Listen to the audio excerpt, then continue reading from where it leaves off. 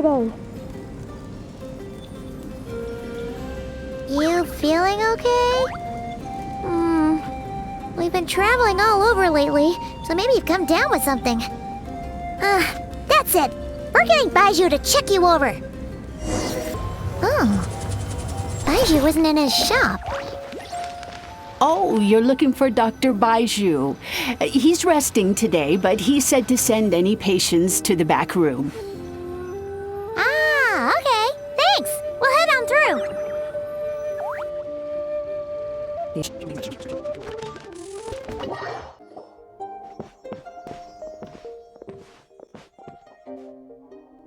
Traveler, Paimon, welcome.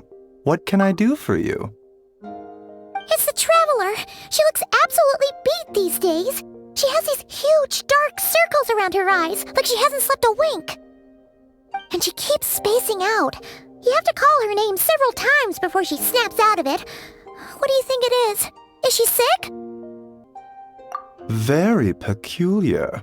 In all the time we've been acquainted, this is the first time you've come to me with a health complaint. Come, let me take a look at you.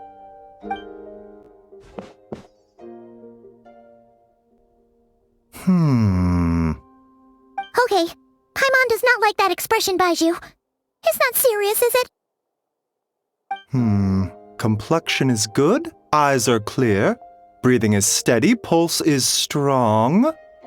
Physically, you appear to be in good condition, Traveler. In theory, your energy level should reflect that. You should be feeling right as rain. Hence my concern. A clean bill of health is usually a good thing, but in this case, it likely means your situation is more complicated. Physical illnesses come with detectable symptoms that can be used to diagnose, medicate, and cure the condition. But afflictions of a non-physical nature, they fall outside a doctor's realm of expertise. Huh? What do you mean, non-physical nature? Curses, dark magic, it's hard to say.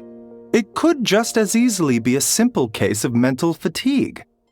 Why don't you rest here for a bit? Whatever it is we're dealing with, clues to your condition are sure to reveal themselves in time. Once we know the root cause, we can administer the right treatment.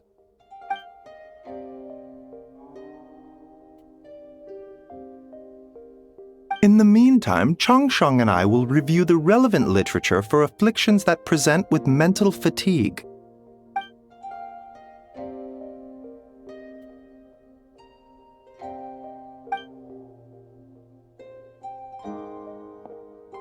Oh, must be a rare condition if not even Baiju and Changsheng have seen it before. Well, all we can do is take their advice. You look like you're about to collapse anyway. Just get some rest. Paimon will be right here by your side. Fingers crossed you'll be all better when you wake up.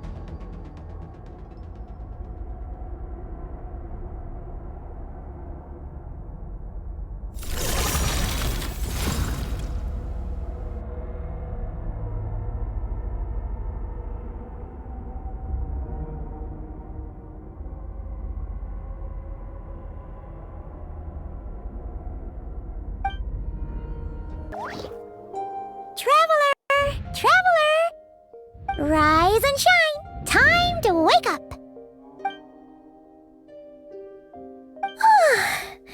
For once, you're making Paimon look like an early riser. It's already afternoon. Hopefully all that sleep did you some good. Feeling any better? A cut? What? Did you scratch yourself in your sleep? Alright, let Paimon take a look. Nope, nothing there. Wait, did you have a nightmare? Okay, don't panic. Paimon heard that dreams tell us what we need by showing us the opposite. So, if you had a nightmare, maybe all you need is something to cheer you up. Come on, Paimon will treat you to something yummy.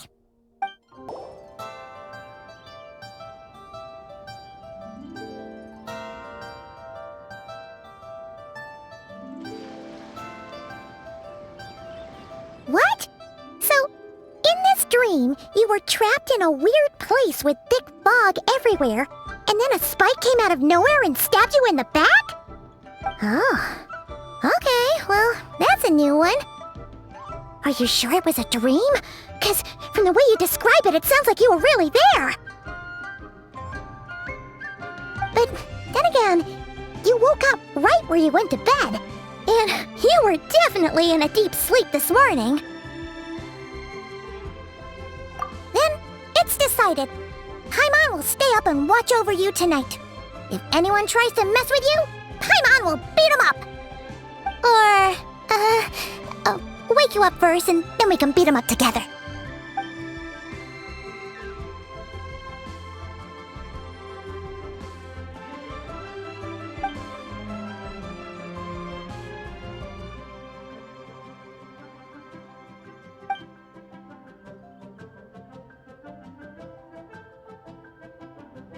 Something is missing? Did you just say something? The flesh remains whole, but the soul is incomplete. Left unresolved, the mind will wither away along with it. Ah! What the? Wait! Paimon remembers you! Your child's master! Skirk? Right! What are you doing here? The last time we saw you was at the Primordial Sea in Fontaine, right?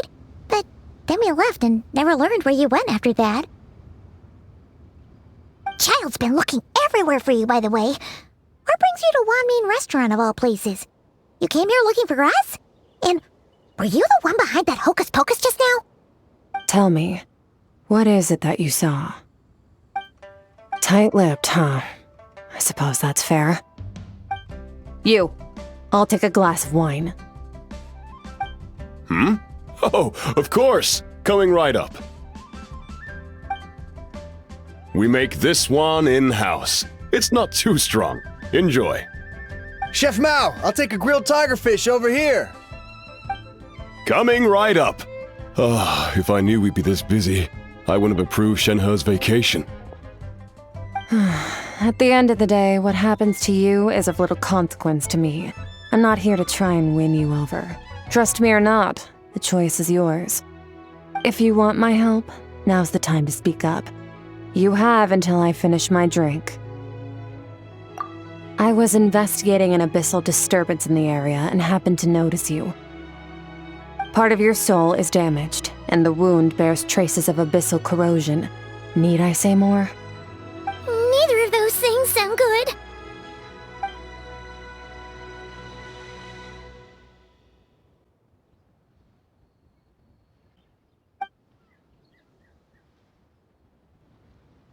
Well, should we trust her? She mentioned an abyssal disturbance. Maybe that has something to do with what's going on with you. But we could always find a different expert on the abyss to help us out. Yeah, and that thing she said about your soul being damaged is scaring, Paimon. Definitely something we should fix sooner rather than later. Skirk's an interesting one, that's for sure. But from what Child's told us, she doesn't seem evil, at least. 1, 2, 7, 10. That'll do. Well, have you made up your mind?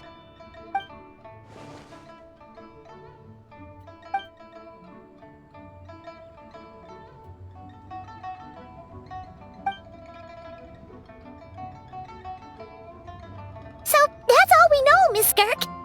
Ma'am, can you help us?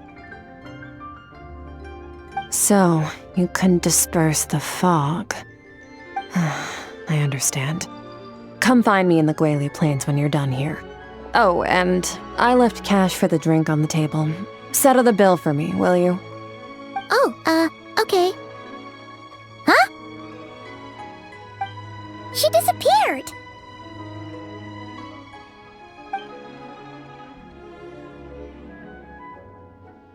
Wait, hold on. You overpaid. Here's your change. Oh, no. This includes the drink, so it should be the right amount.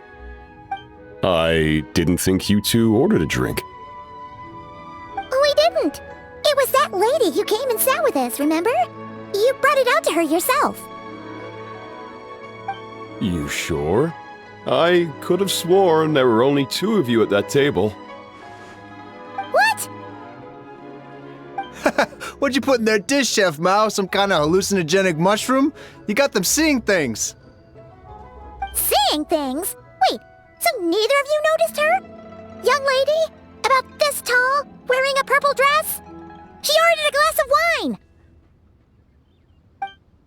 Oh, now you mention it, that vaguely rings a bell. And it looks like I did open the wine jar, so it must have just slipped my mind. In any case, that settles your bill. Come again soon. Coming! Okay, what was going on there? It's like they didn't remember Skirk being there at all. Even Paimon was half convinced we hallucinated the whole thing. But that Mora she left for us was definitely real. Oh, this whole situation is giving Paimon the creeps. But anyway, she told us to head to the Gwali Plains, right? Let's not keep her waiting.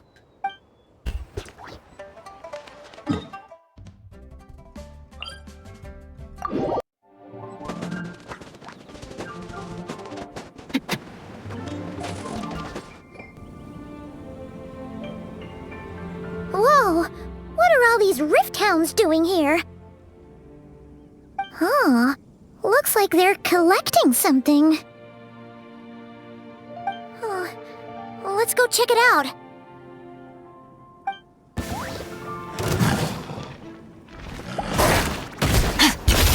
Paradigm shift! Surge! Shower me with praise!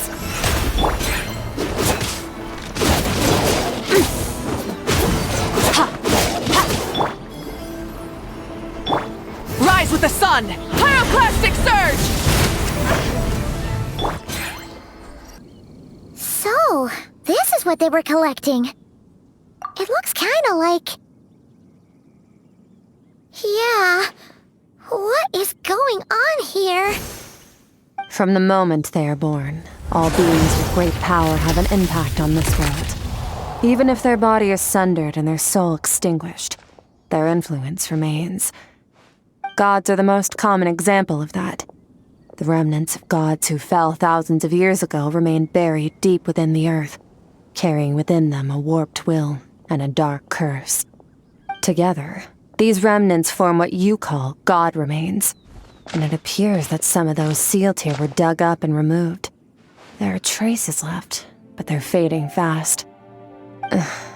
What are you doing? Nothing! Just wanted to make sure you were, real? She's definitely not a ghost traveler. Paimon poked her, and she's solid.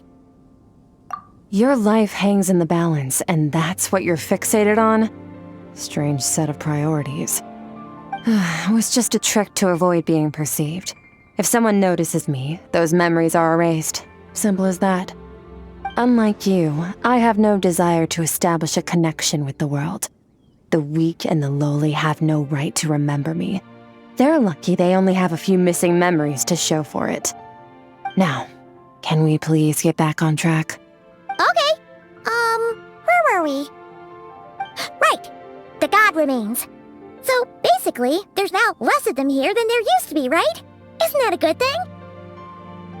In our experience, god remains are 100% bad news. A lot of terrible things have happened because of them. Maybe it's a good thing by human standards, but power doesn't come from nothing, and it doesn't just disappear for no reason. The remains aren't just gone. They were taken. Very clever, traveler. You aren't the only one who had something taken from you. There are victims like you everywhere. The only difference being, you can speak, and the remains cannot, so it went unnoticed. Something similar happened in Sumeru.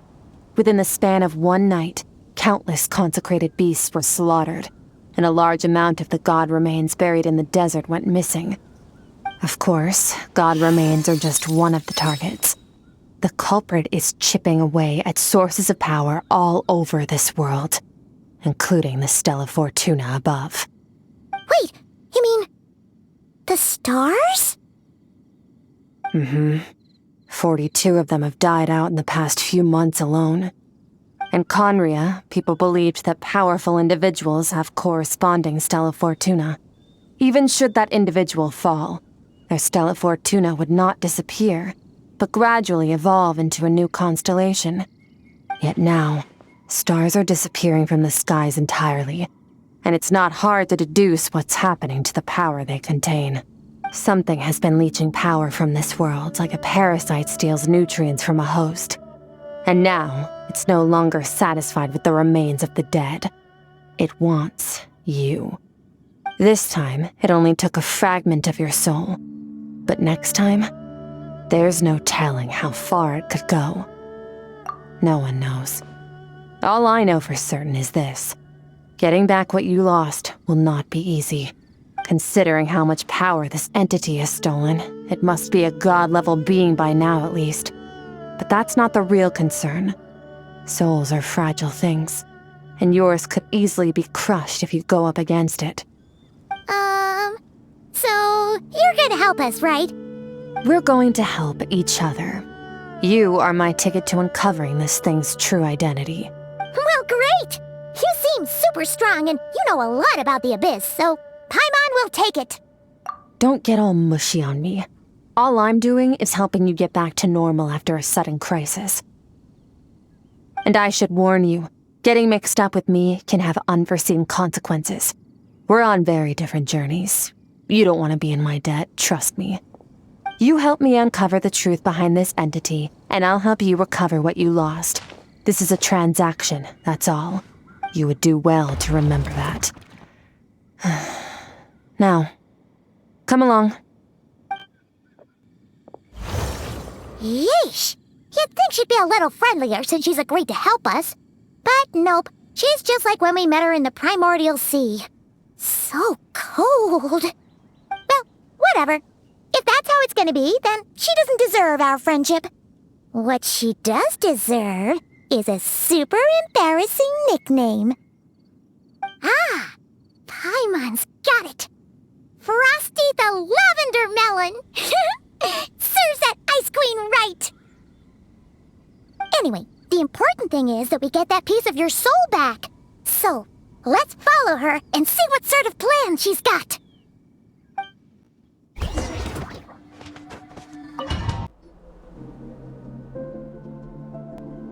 Whoa! This place is way bigger than Paimon expected. Where are we? This is where I live. I suppose it's the closest thing I have to a home here. It is. I brought you here because time flows differently in this place. I don't know how much Ajax has told you, but when he fell into this space, I mentored him for 3 months. In that time, only 3 days passed in the outside world. Ajax? Oh, right! That's Child's real name!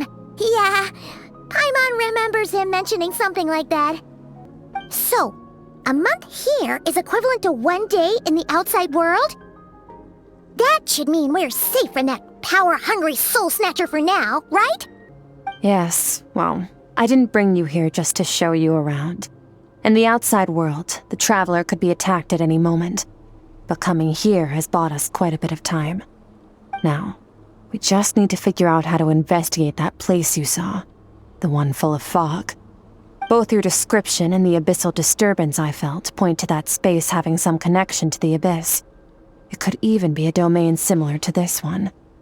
The thief who stole that fragment of your soul is hiding there, but the abyss is a chaotic and turbulent place. If we want to pinpoint their location, we need to see what that space looks like without the fog. Abyssal power can grant a special form of sight. Have you ever wielded abyssal power before? Okay, do you plan to learn? That tracks. All the information you have suggests the abyss is something sinister, and that abyssal power is a wild and dangerous force that always spells disaster. And you're saying that's not true? Depends on your perspective. Floods and hurricanes take countless lives too. But if one day you gain the power to control them, what was once a calamity is now just another tool in your arsenal. I'll respect your opinion, though. Just means we have to turn to the second best option. A little abyss crystal that contains my power. Wear it on your head, and we'll be able to perform dream mirroring when we fall asleep. Dream mirroring? It means experiencing whatever the other person is dreaming. Everything they see, think, and feel. Since you haven't studied the art of using abyssal power, and have no plans to jump in the deep end right now, I'll have to do the investigating for you.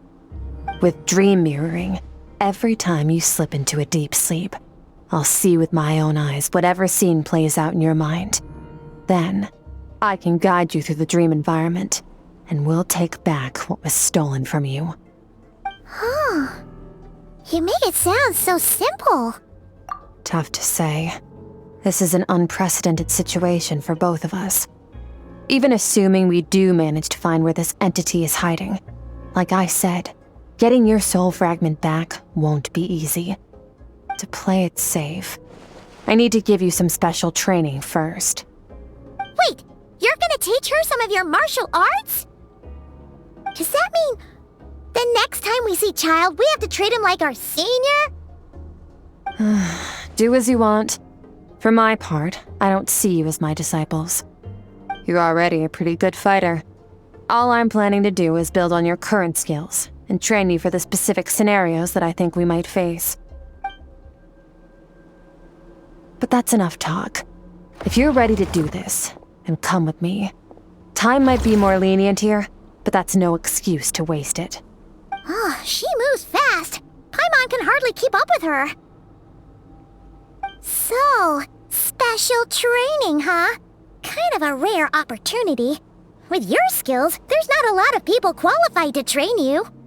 The last time something like this happened was probably anti-Raiden Shogun training, right? Oh, feels like a lifetime ago. Skirk seems pretty strong too, though. Remember how she said that the all-devouring narwhal was just her master's pet? Maybe we really will learn something here.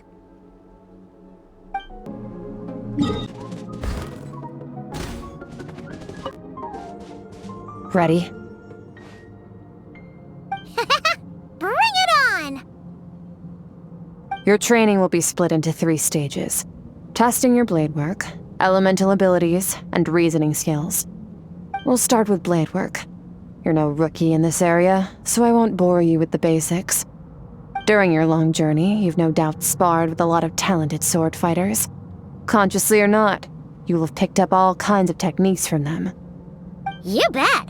There's Kaya, Master Jean, Kuching... Oh, and Kazuha, Ayaka... Yeah, we've met sword masters like you in every nation we've been through. You sparred with a bunch of them too, right? Nice to know it's all gonna come in handy now. Don't get too smug. In sword fighting, techniques alone are not enough.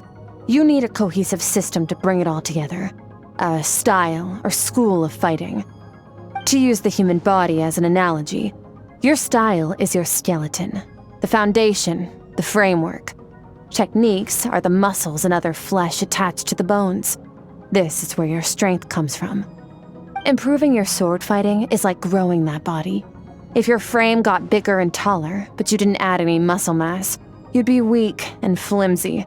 Then again, if you packed on pounds of flesh without a big enough frame to support it, you'd end up bloated and unwieldy. You need to do some introspection. Take a good, hard look at your past experiences and figure out which parts of what you've learned are just techniques, and which parts can be used to form your own system of blade work. Only then will you get the full utility out of all your thoughts and observations along the way. Only then will every strike you deliver make perfect sense. Wait, is that it? Paimon thought you were gonna teach her some cool new moves, like when you went swoosh and opened a tunnel to another place. One day, you'll reach a new level of power where you realize that even that's as basic a trick as any other. But right now, our sword styles are so wildly different that teaching you mere techniques is pointless. There are no shortcuts in the pursuit of power. Failure is your best teacher, and rigor is your coursework. That's all I have to say. Time to make a start. Train until you're satisfied with yourself. Now focus. Destroy the crystal columns as swiftly as you can.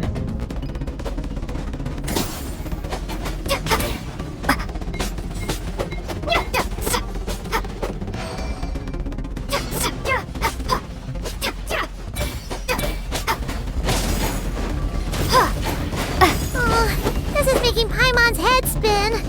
Hang in there, traveler!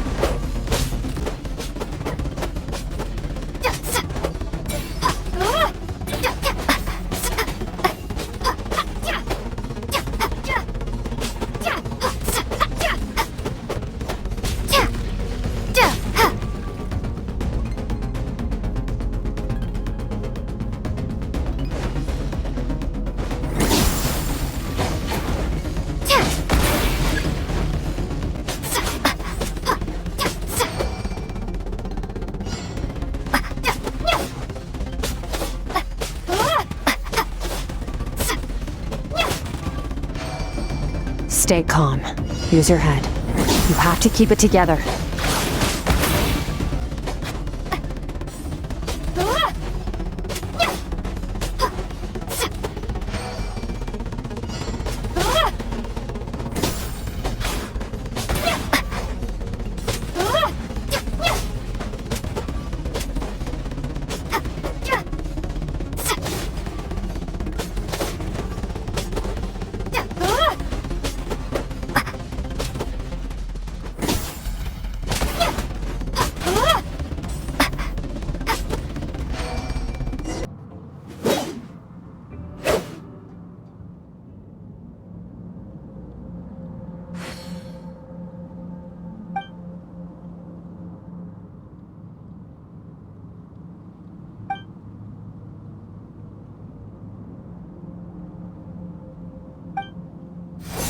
This moment will be frozen in time. Cut to the chase. Consider a moment of true mastery that you've witnessed in another person and ask yourself, what lies beneath the surface? What's their guiding philosophy? What's their state of mind as they maneuver their weapon? Now take that and practice it right away with speed, skill, and strength, over and over, until your hand is one with your mind. This is the only path to true growth. Step on up.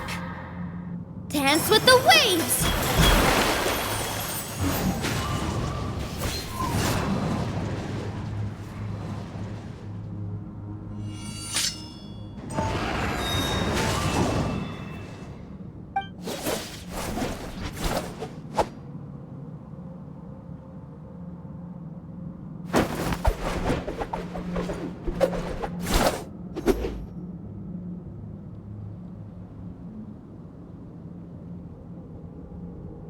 If you start to tire, empty your mind, but do not stop. Stay in that frame of mind as you keep up the fight. Get rid of all redundant movements. Imagine your sword is an extension of your own body. Wield it just as you wield your arms, hands, and fingers.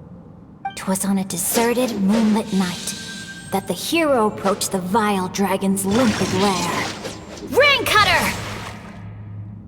Feathers fleeting wet, the white heron treads water, a sight without flaw. Master of Inazuma Kamisato art Tachijutsu.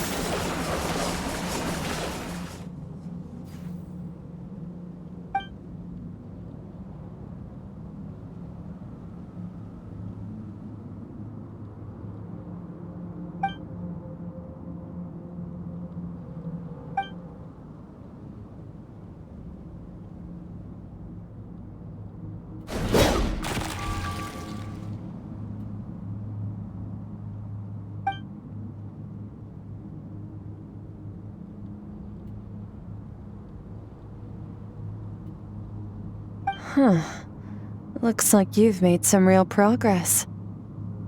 That concludes your training session. Awesome! Paimon knew you could do it! How do you feel? As you should be. Time flies when you're training hard. You've actually been going for several days now with no rest. Yeah, meanwhile Paimon's had a whole bunch of naps. But you were so focused, she didn't want to interrupt you. Go get some sleep. I'll be doing the same very soon. Let's hope you see that foggy place in your dream, so I can get this investigation over and done with. Sometimes, you have to practice a single movement 1 million, maybe 10 million times, before the breakthrough moment comes. Nothing in the outside world can help you in this process. The most important thing is to remain patient.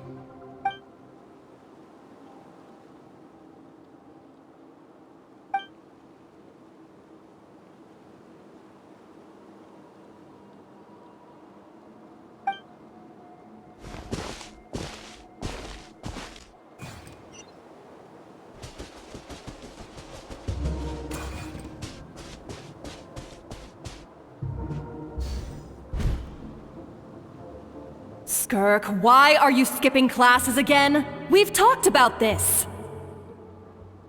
'Cause he's a crabby old man, and he's a boring old man. I don't like going to his classes. Excuse me! You shouldn't talk about your teacher like that! It's very disrespectful! Alright, let's not get into a big fight about this. Skirk's learned what she needs. There's no point forcing her to sit through more classes if she doesn't want to be there. But I'd still love to hear about what you got up to yesterday. Why don't you tell your dad all about it? I went diving, and I saw this huge fish. I never knew they could get that big. It looked kinda dumb though, with that stupid big fat head. I tried to shake its fin, but it just spat water at me. Oh, and today, I'm gonna go to that prairie up north. There's supposed to be this giant bird there that can spit fire. I bet if I climbed on its back, it could fly me all the way to the stars. Then I suppose your old dad should get one as a pet too. Otherwise, how are you gonna hear me call you for dinner up there in the stars? When it's time to eat, I'll come back on my own, Zilly. Anyway, gotta go. Bye, Mom. Bye, Dad. Wait! Put on a coat at least. You'll catch a cold. I'm talking to you, young lady. You spoil that child, you know. Ever since that merchant ship arrived, she practically lives outside. Always going on about exploring the beyond one day, whatever that means. Let the kid do what makes her happy. Besides, we both know you're all bark and no bite. Come on, our little adventurer is gonna be hungry when she gets back.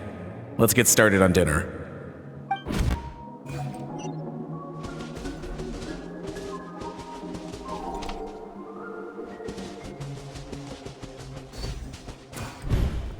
The stars shimmer high above. But what lies beyond the stars? Mountains as far as the eye can see? An endless snowy plain?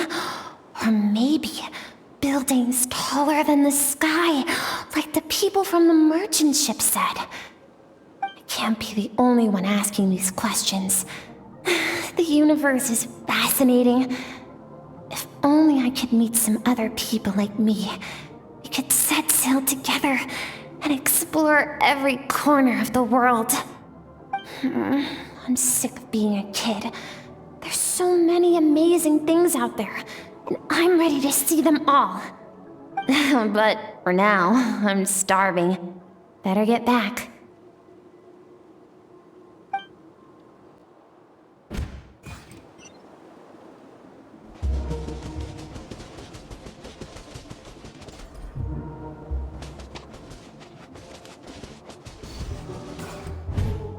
Don't let a single one of them get away! No, please, spare the children! Stay back! They're coming! Eliminate the threat. Don't be scared. Ah! This way! We'll never make it! Fire. There's fire everywhere. What happened? I told you we shouldn't have trusted these outsiders!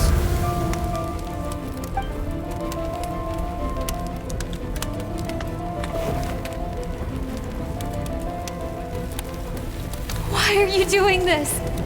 What did we do to deserve this? We welcomed you with our finest food and drink, showed you the best our home has to offer, gifted you cloth dyed by our own hands. And this is how you treat us? Run! Save yourselves! Captain, Zone 3 is clear and we have Zone 2 surrounded. Begin extermination. Remember the orders from upper command. No one is to be left alive. Rest assured, sir. We have enough munitions to annihilate these savages and burn their entire civilization to the ground. Good. The only ones who put up a real fight are that man and his wife, correct? What's their status?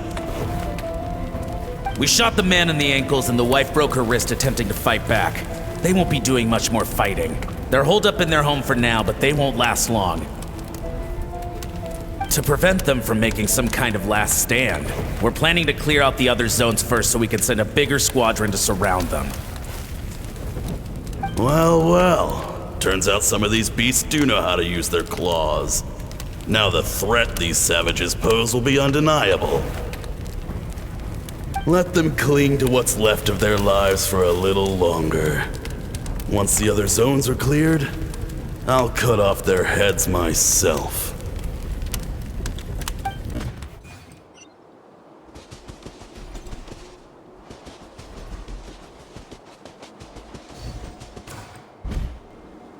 Dad? Mom? Skirk, you're all right? Thank heavens! I'm so happy to see you, sweet girl. But you need to go. It isn't safe here. They'll be back any second. What happened? You're bleeding a lot. Dad? Mom? This is the place. Alert all units. Prepare to surround. Run, Skirk! Run as far away as you can! Don't trust anyone! Your dad and I, we're not afraid to stare death in the face, but we need you to survive. My clever girl, so curious. You're already so brave. I know you're going to grow up to be such a positive light in this world. Whenever you miss us, just play this song. Remember, life is a gift. Don't let darkness claim it. Break down the door! Look what we have here. A savage that can pluck a tune. Well, the show's over.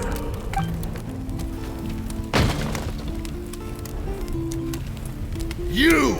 Stop singing! Shut it! I said shut it or I'll make you! Fine. Have it your way!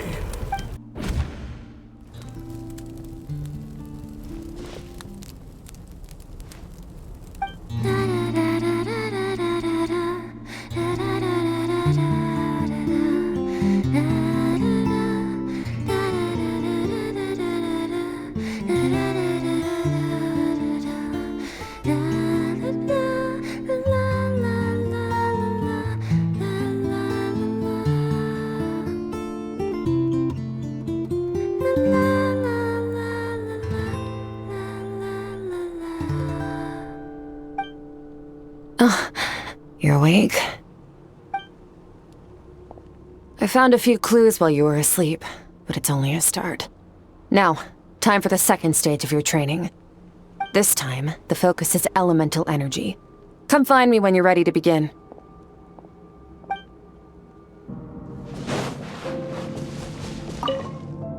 Man, staying in the abyss feels so surreal, don't you think? No day and no night. It's like time hardly exists. If we weren't careful to keep track, it feels like we'd have no idea how long we've even been here. Well, except for the fact that Paimon still gets hungry like clockwork. You go do your training. Paimon's gonna grab a bite. The way I see it, the pursuit of power is divided into 3 stages. The first is mastering the use of standard weapons. Next is learning how to harness natural energy. And after that, you're free to challenge even higher dimensions. The natural energy of Teyvat is, of course, elemental energy. But that's not my area of expertise. I draw from a different source of power. Abyssal power, yes. Also known as the power of the Void Realm. My master, Sertologi, is a true expert in that area. After all, he was one of the group of 5 that infamously stole the all-encompassing power of the Abyss, an act for which the people of Conria gave them the epithet, the 5 Sinners. The elemental energy of Teyvat, on the other hand, is derived from the power of the Light Realm. These 2 forms of energy exist in direct opposition to each other. Suffice to say, there's not much I can teach you this time. A keen observation, traveler.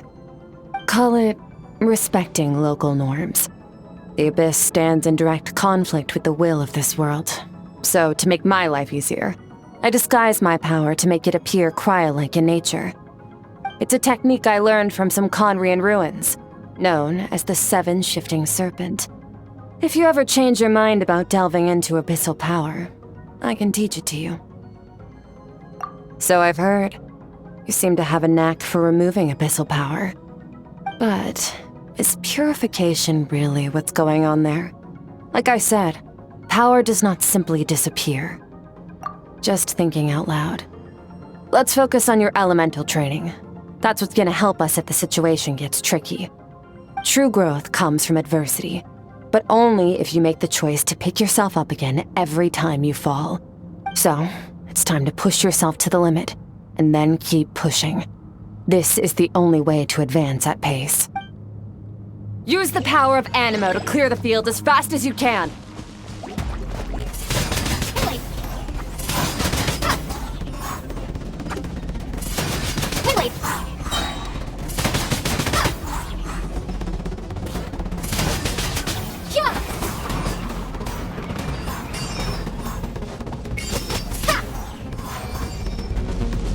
Observe your surroundings.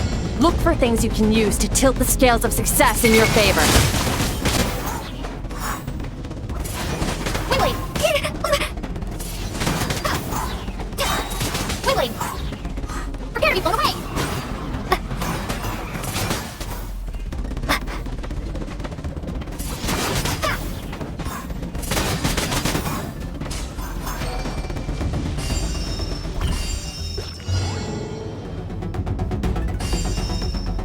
Use the power of Hydro to destroy the spikes.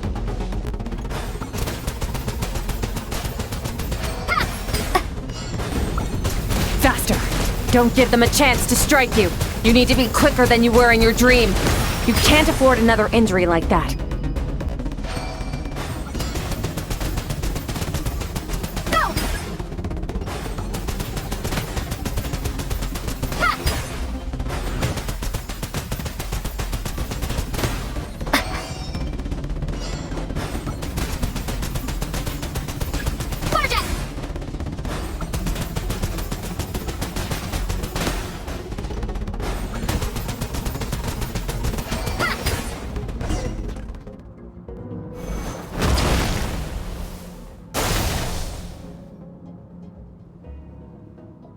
You need to understand what makes you special.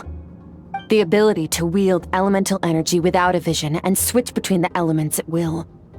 It means your aspirations need no approval from the gods. Your power is not bound by the rules of this world. So be bold. Do not be afraid to chart your own path.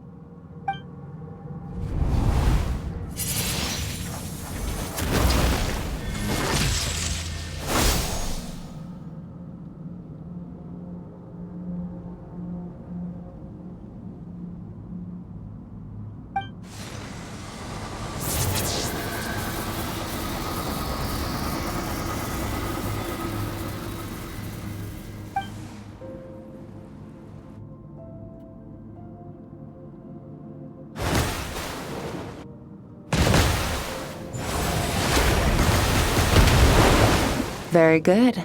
It seems you've reached a deeper level of connection with the elements. Long enough for you to lose yourself in your training, which is a good sign. Relentless practice with the elements has drained all your strength, but it's also what allowed you to make progress. Get some rest. When you wake up, we'll proceed to the final stage of your training.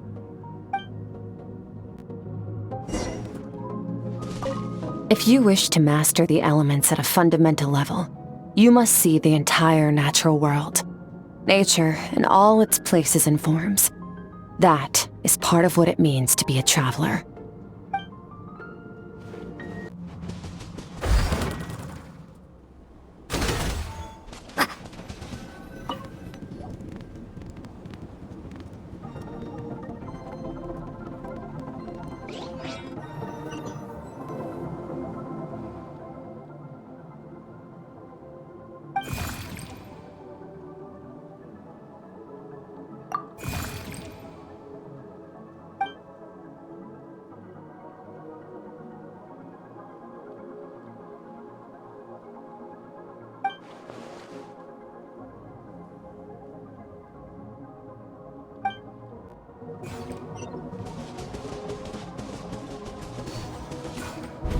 What is the secret to power? Longing, hatred, self-preservation. No, it is fear. The fear of losing those you love. The fear of watching your home burn. Fear of loneliness. Fear of death. Fear is the source of evolution.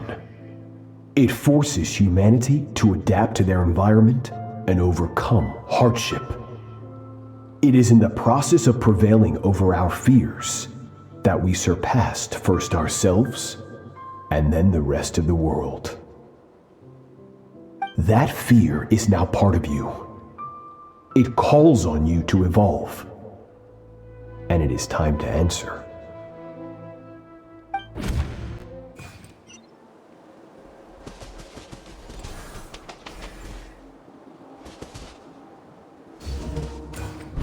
Any minute spent missing home is a minute wasted.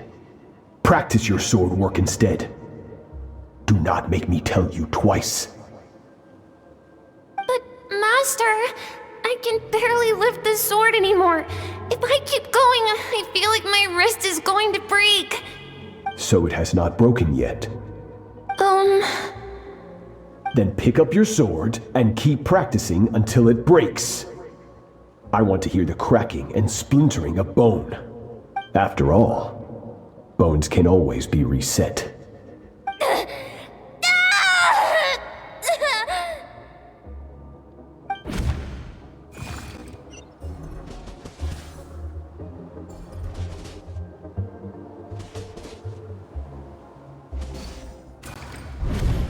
Good, Skirk.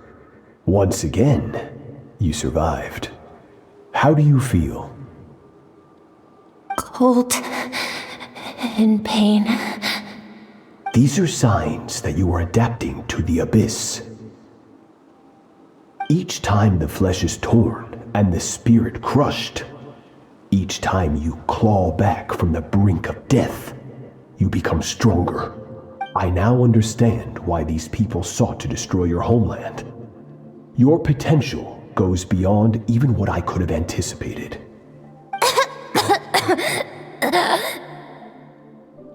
But you still have much to learn in your pursuit of strength. Your mind is rife with distractions. From now on, I shall show no mercy in your training. You must learn to shut out all the pointless emotion, crush the self that makes you weak, and become master over your physical form. Get up, Skirk. Wipe the blood off your face. Cut away the rotten parts of your flesh, and mend what is broken. Then take up your sword. Yes, Master.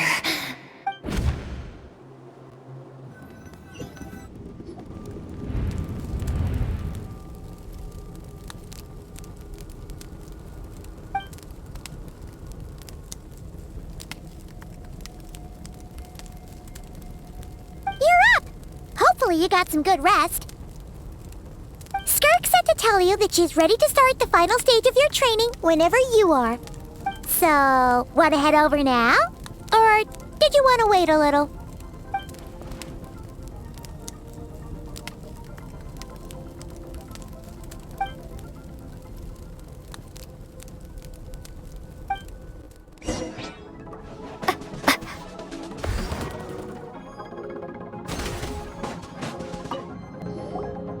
From your training so far, you have gained better command of the sword, and more control over your elemental abilities. That's only part of it. Experience is the real teacher. Your journey, the friends you have made, the dangers you have faced, these have taught you more than I ever could.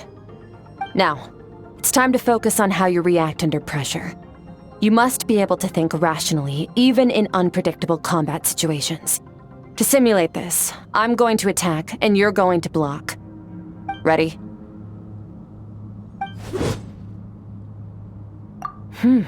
Not bad. That defensive stance looks near unbreakable. Just like your brother. Oh, that reminds me. You still don't know what happened to him, do you?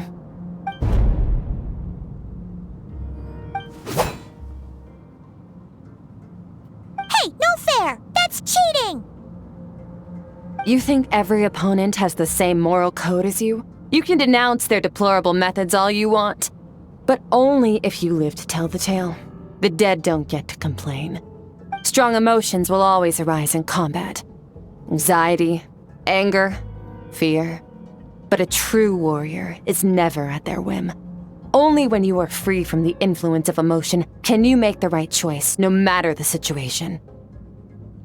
How amusing. Almost sounds like you think you know me. But you don't. You can choose your own path. We are not the same. Let's begin. Try to use reason over emotion. Make the most rational and advantageous decision in any given moment. This is your final training session. Look alive. Same drill as before, but this time I'm going to interfere. Hold your focus.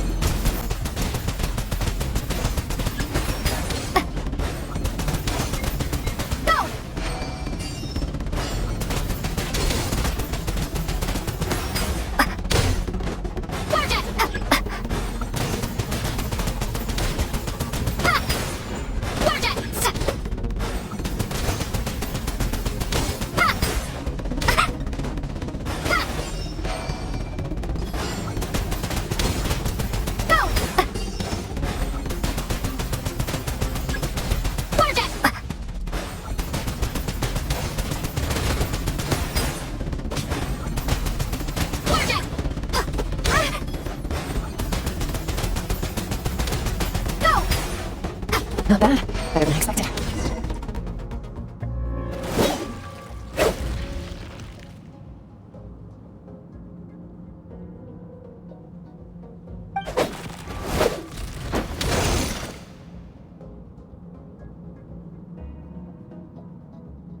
You're getting the hang of it.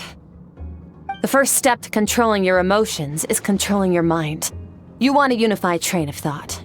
It all comes down to focus.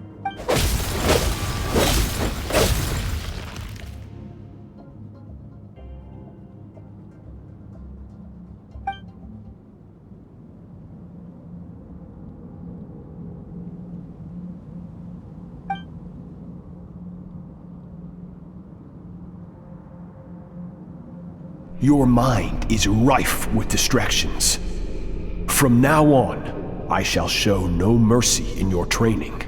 You must learn to shut out all the pointless emotion, crush the self that makes you weak, and become master over your physical form.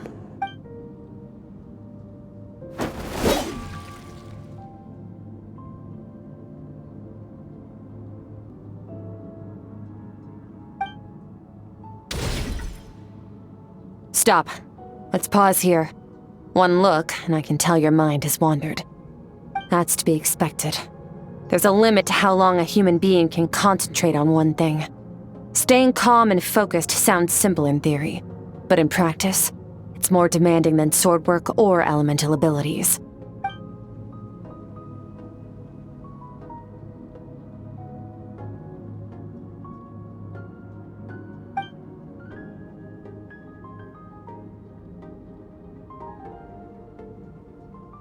Get some rest.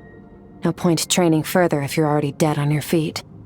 Like I said at the beginning, the only goal of this training is for you to reach a point that you're satisfied with. You managed to push past your limits, which is a good start. You can be proud of that and sleep well knowing that you've earned it.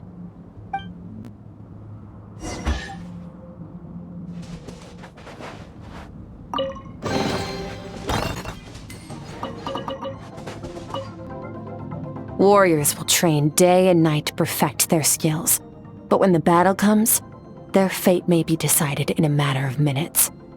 One mistake, one moment of hesitation, and just like that, all their blood, sweat, and tears were for nothing.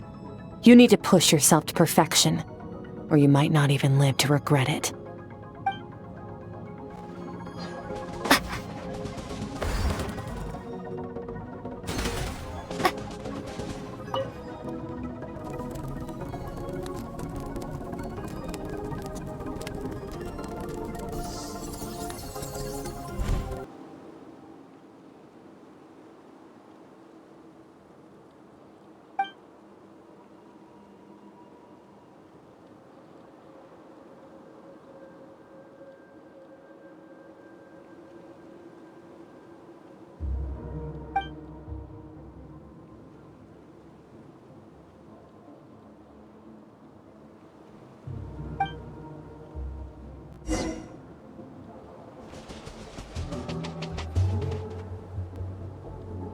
Skirk is amazing! She faced down that terrifying giant and cut its head clean off! Oh, she got hurt though, didn't she? I heard it was pretty bad. Yeah, well, that's a given. But the moment she was on the mend, she got right back to practicing her sword work. I heard Master suffered a grave injury once too. Lost an arm and a leg and still came back stronger than ever. Skirk's becoming more like him by the day. Incredible. I wonder if I'll ever reach their level. They're always so resolute, so unshakable.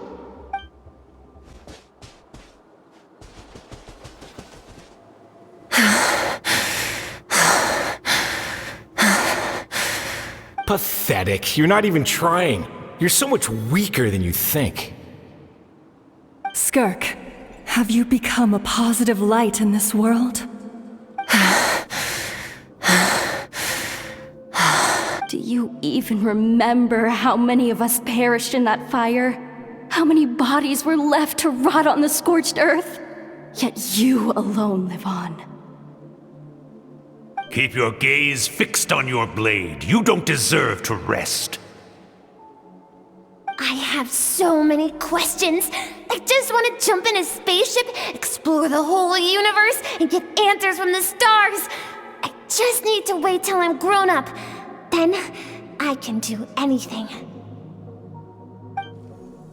Now, you must bid farewell to who you were in the past and become someone stronger. Run, Skirk, run!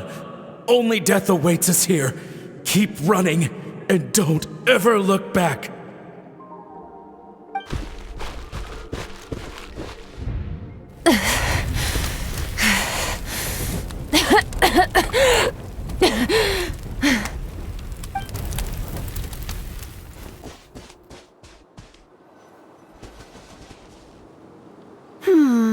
Let's see here.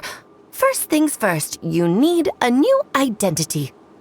Going around telling people you're from somewhere beyond the stars won't do, now will it? How about saying you hail from beneath the earth instead? As the Conrian saying goes, venturing out into the universe and down into the abyss are the same in that both are braving the dark unknown. Well, I'm a visitor on this planet, so I'll follow the rules. Ah, splendid. That saves me quite a bit of trouble. Let me offer you a piece of advice in return, although it might not be what you want to hear. I know the pursuit of strength is important to you, but taking a moment for yourself every once in a while is never a bad idea. Ignore her existence for too long, and there will come a day when you can no longer hear her voice.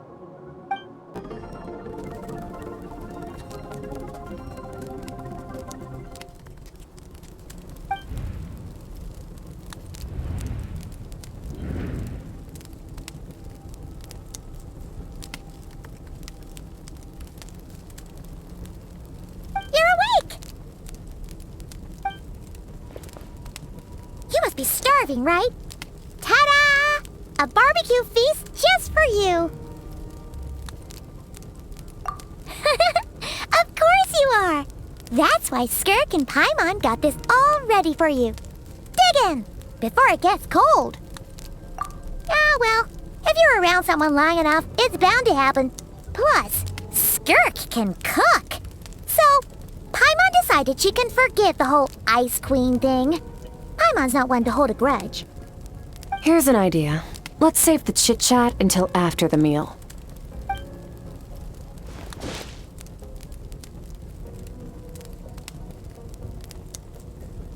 Ugh, so full.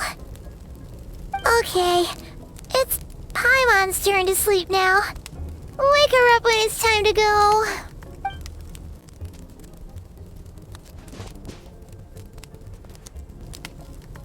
I have good news. First, your training is complete. You have what it takes to wield immense power. Now it's just a matter of putting it into practice. Continue to learn from your journey and hone your skills against formidable opponents. Second, I've located the culprit we've been searching for. Next, we just need to retrieve the missing part of your soul, and our business will be concluded. When Ajax trained with me, he once told me he was bursting with questions. So I allowed him to ask me 3 of them before he left. You and I may never meet again, traveler. So if there's anything you want to ask me, now's your opportunity. Just like Ajax, I'll answer 3 of your questions.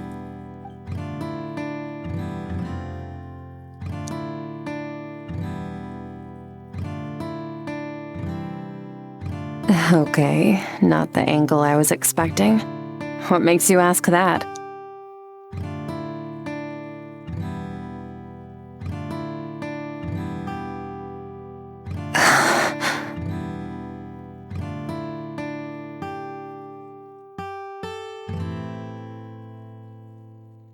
I knew that was a possible side effect. Closed off my mind to you for that exact reason. Even with the dream mirroring, you should have seen nothing but endless darkness.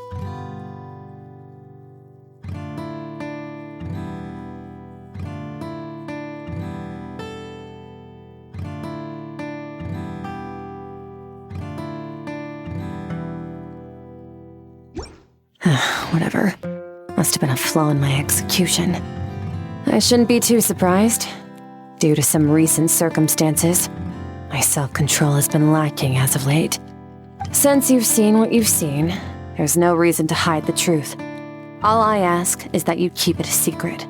No, I'm not from Teyvat. I'm from a different planet. And there was a time when I journeyed through the stars. A lot like you in some ways.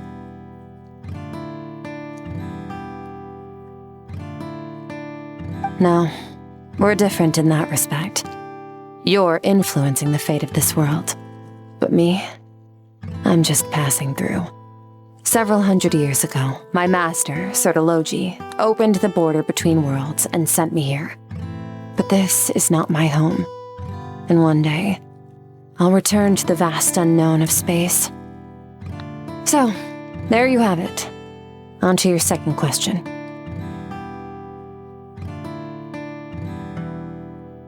To become stronger. For certain reasons, I need to bridge the power gap between me and my master as quickly as possible. But first, I need to understand the source of his strength. To do that, I need to follow in his footsteps, walk the path he once walked, and somewhere along the way, I'll find out how to defeat him. That is my sole focus and purpose. Okay. You have one question remaining.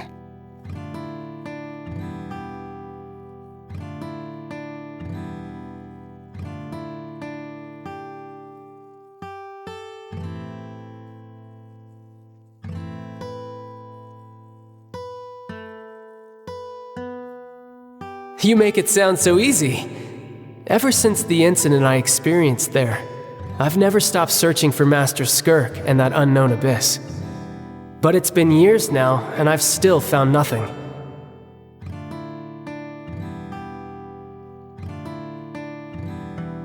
Well, your last question?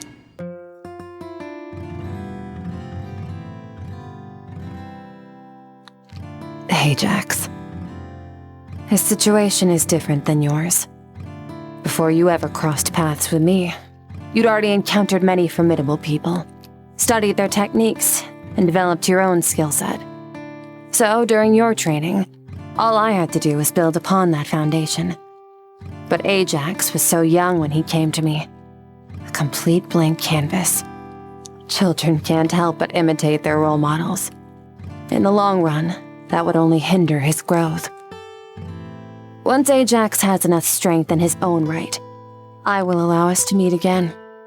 Until then, let that motivate him to reach his full potential.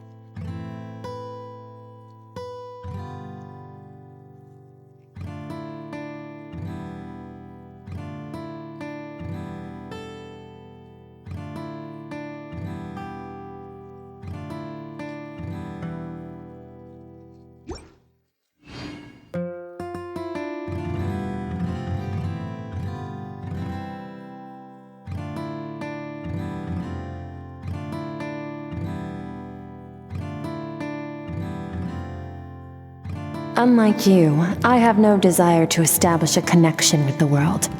The weak and the lowly have no right to remember me, They're lucky they only have a few missing memories to show for it.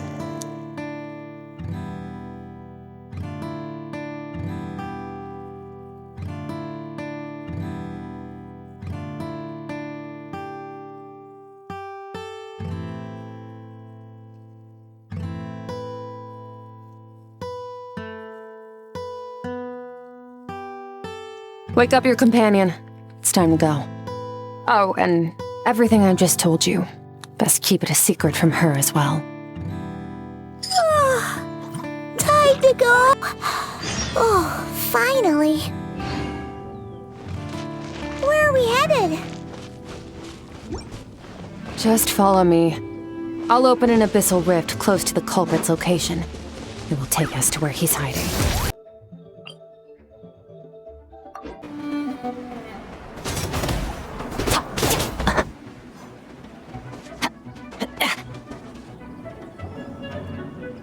Wait, this is near the chasm, right? Yes.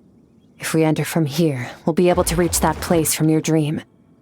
You have some experience with abyssal domains by now, but still, this is someone else's territory. Best to proceed with caution. Don't worry, Paimon's an expert at hiding behind other people for safety. Oh, but, that means you need to stay safe, traveler. All right. Remember your training. Time to put it to use.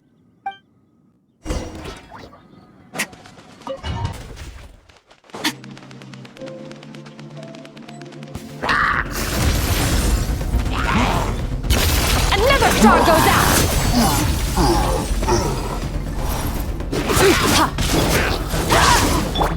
Water jet! Annihilated.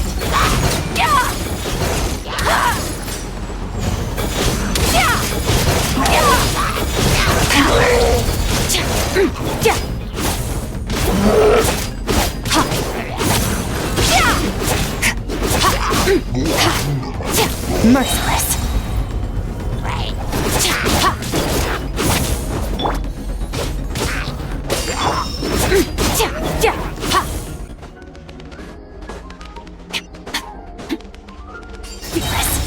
Whoa!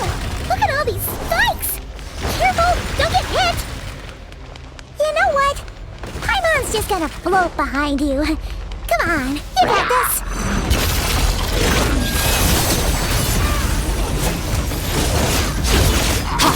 Hey, what are you two doing here?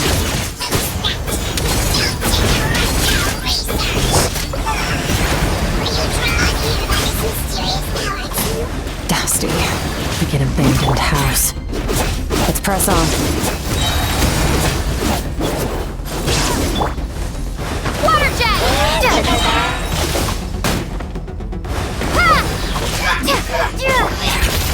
Another star goes out!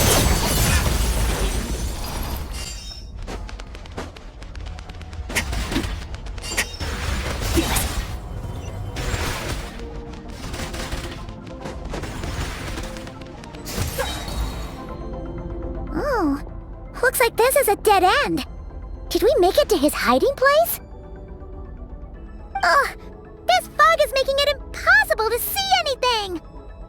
This should be the place where you were attacked, traveler. The missing part of your soul should be nearby. Can you sense where it is?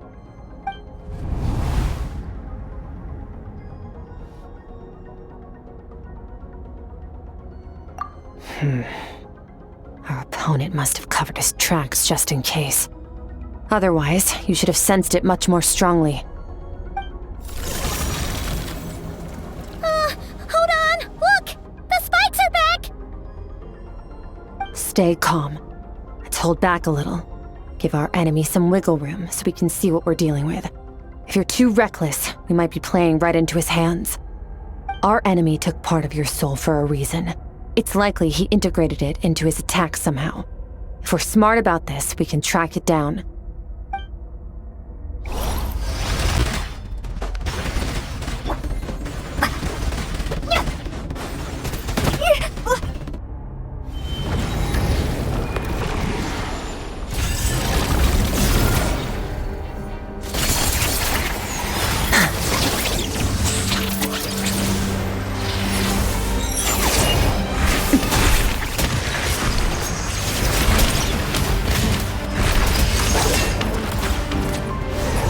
From the start, the attacks have been focused on me.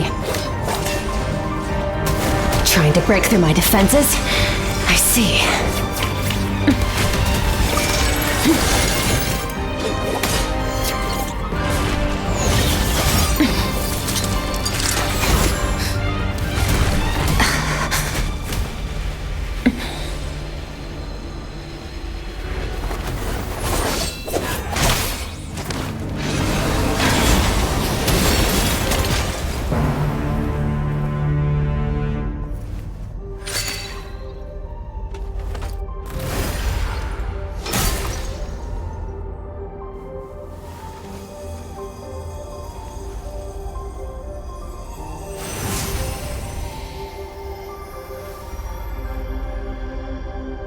There. I got it back. Traveler! Skirk! What happened? It looked like Skirk just got... In the Gwali Plains, you asked me why this enemy chose you as his target. Now, the answer is clear. It's not just the fact that your strength is impressive. It's also because of your ability to, as you put it, purify abyssal power. Whatever that actually means. The fact is, that ability allowed him to do something that should have been completely impossible. Namely, break through my defenses and steal my power. No, he couldn't have known I'd come to his domain. He only stole your soul fragment because he knew the value of its power. I doubt he expected it to come in handy so soon. Call it fate, if you want.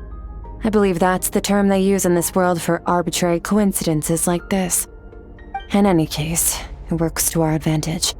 Once I realized what he was using that power for, it gave me the chance to get back what you lost. I'll cope. Well, done gorging? Good. Time to answer some questions. How did you get the power of the all-devouring narwhal? The all-devouring narwhal? Oh, of course! Paimon knew that spike thing looked familiar. It looks just like that narwhal's horn! I highly doubt you acquired that power through your own strength. Tell me I'm wrong. You're desperate enough to scour the land for god remains and whatever vestiges of power you can find. That alone proves you wouldn't be able to defeat a creature like that. Which leaves one possibility. You know my master, the Foul, Sertologi. The Foul? Who dares call him Foul? Sertologi.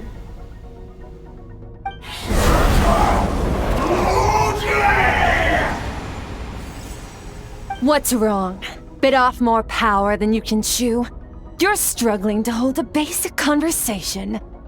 Just a little longer. I'm still...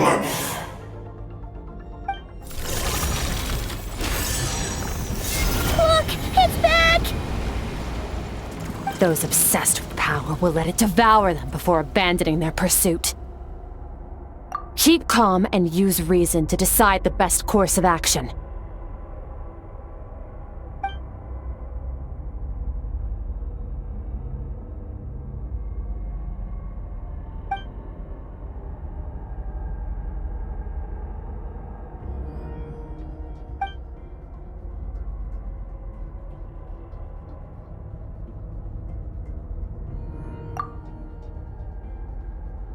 Wise decision. Final victory doesn't always come after a single battle. You've got your soul fragment back, so we both got what we came for. Let the enemy draw breath while he can. It won't be for long. Get us out of here, Traveler. You'll need to lead the way this time.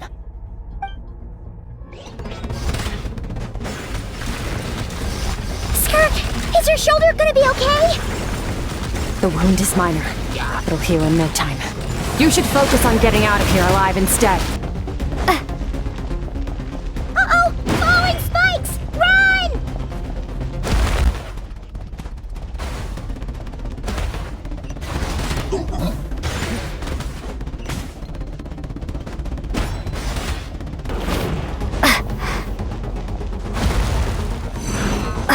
So, this guy's power has something to do with the all-devouring narwhal. Did you know that all along, Skirk? I had my suspicions. That's why I decided to investigate. Phew. Oh, we should be safe here, right? I no longer sense his presence. Can't have followed us out of that abyssal domain. Weaklings like him will find that my power is not so easily controlled. He won't be leaving that place until he's managed to digest it. You seem surprised. I suppose that's fair. You've seen but a fraction of what that whale is capable of. That gaping maw could swallow a planet whole. It's called the all-devouring narwhal for a reason. Devouring is what it does best. It can extract power from anything, dead or alive, as long as it manages to make physical contact. Yeah. When we had our run-in with that thing, Nervalette mentioned that it has an instinct to devour. Your dragon friend recognized the nature of its abilities and used the power of Hydro to protect you. That worked because it was in a satiated state, so it was somewhat less aggressive than usual. It's a different story when it has no more power to feed off of. That's when its true voracious nature kicks in. It could devour everything on the planet in that state, which is why I cast it into that void space. But I hadn't counted on there being anyone left on this planet capable of wielding its power. To me, that says he must have encountered the whale a long time ago. Meaning, he must have known my master.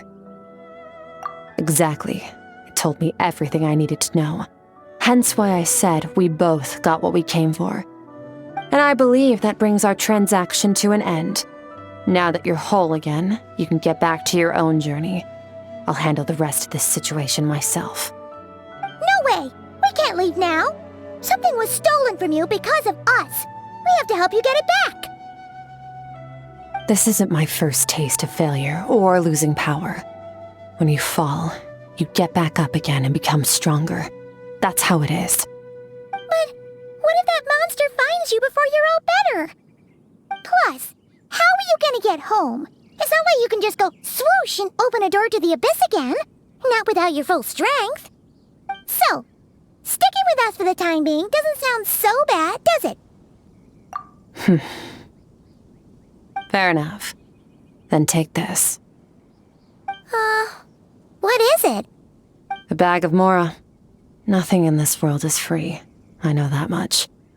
I'll leave the planning to you. Hurry up and decide where to go. We shouldn't linger. We should take Skirk somewhere she can rest. But where? Paimon gets the feeling Skirk wouldn't like being around a lot of people. Oh wait! Baizhu said we could rest in the back room of the pharmacy, didn't he? Let's head there! He'll know something about Master. I'm sure of it. Next time, I need to be ready. Found somewhere to rest. Well, lead the way then.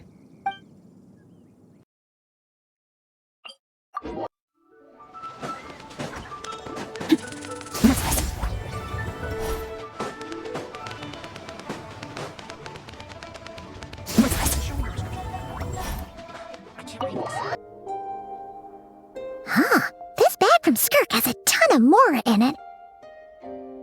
Does she have a job or something? Wait, no. After what we saw at Wamin Restaurant, that seems impossible. Can you imagine? It would go something like... I'll be collecting my paycheck now, boss. Oh, sure thing. Wait, who are you? Have we met? Can't hold a job if you make everyone forget about you. So, what did you do to get all this Mora? Claimed some buried treasure, took care of a few monsters that were causing trouble. Nothing untoward. It's safe to use. You heard all that? A sonorous voice like yours is hard to miss. I wouldn't be surprised if the sound of it traveled to the nearest mountaintop. Then, did you by chance happen to hear Paimon's little, joke earlier? You mean when you called me Frosty the Lavender Melon? No, Paimon totally misspoke just now. She didn't say that at all. It was, a Paimon lookalike. Yeah, she's a piece of work, that one. Always impersonating Paimon and giving people weird nicknames. Okay, fine.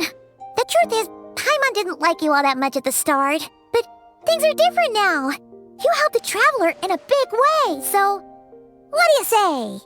Friends? Ugh. I noticed there was only one bed. Go ahead and get some rest. Wait, what about you? I don't get tired, and I don't need rest. I'm going to practice my sword work. That should help me regain some strength. But your shoulder... Hey, don't just leave! Whatever. Let her tire herself out. She'll come back eventually. Let's get some sleep, Traveler. That comfy bed is calling, Paimon.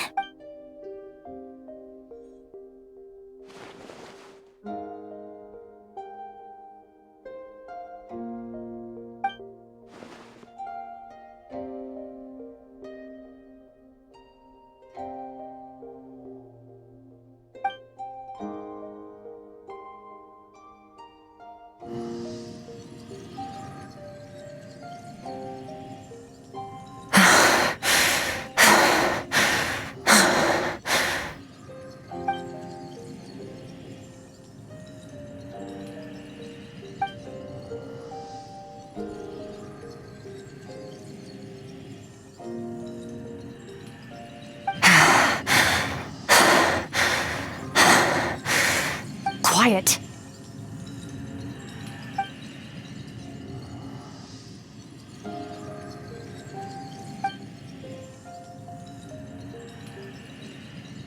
Do you even remember how many of us perished in that fire?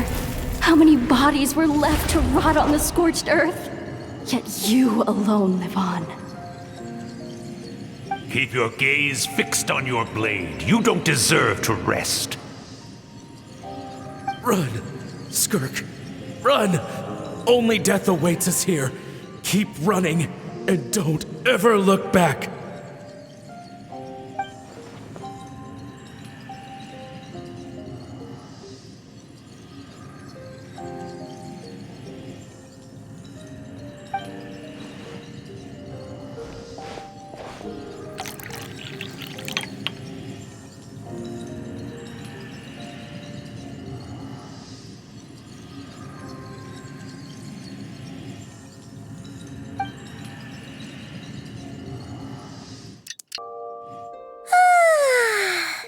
Getting an early night's sleep is the best. That bed was so comfy. Wait, Skirk? Have you been sitting out here the whole night? The bed's all yours if you want it.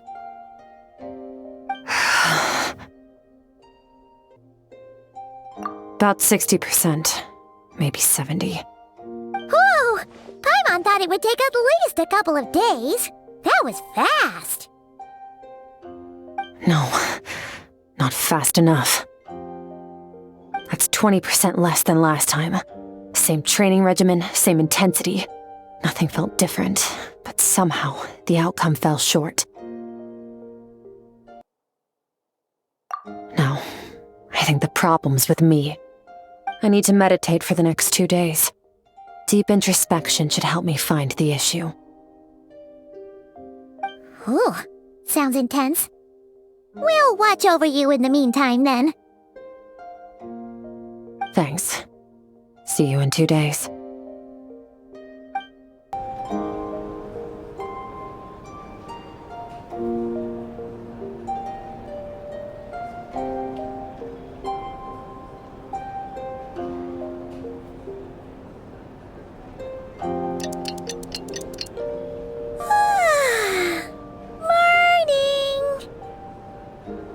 Skirk is still meditating, huh? It's been 2 days already. Shouldn't she be awake by now? Paimon can't think of anything we can do to help. Oh, wait! Breakfast! That's it! Paimon will go get breakfast! Skirk is gonna be starving when she wakes up. Be right back.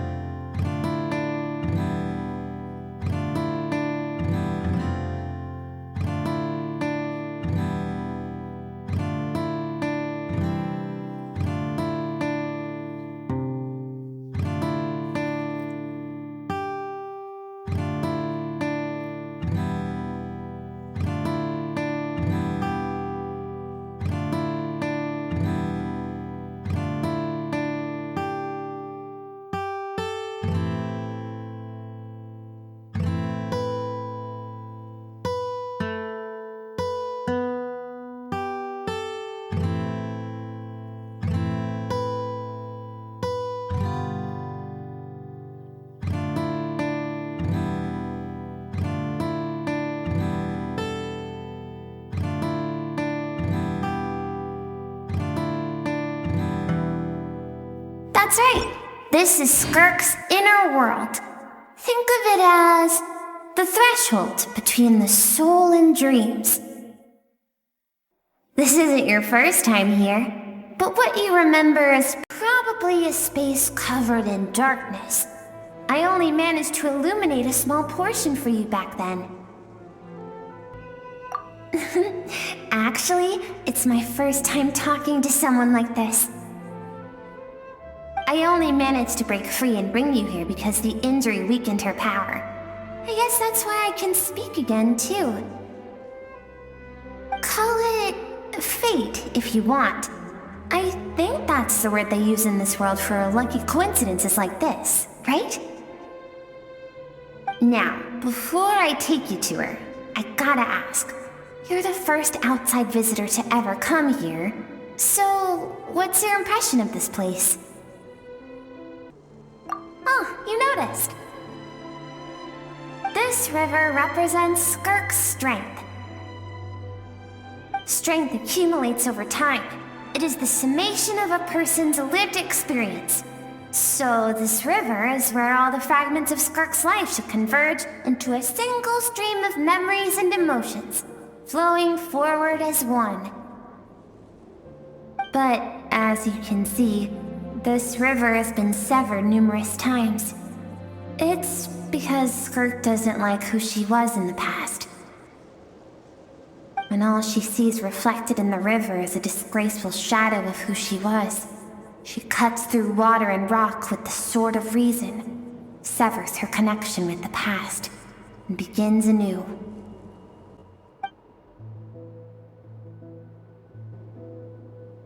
You must learn to shut out all the pointless emotion, crush the self that makes you weak, and become master over your physical form. This isn't my first taste of failure or losing power. When you fall, you get back up again and become stronger. That's how it is.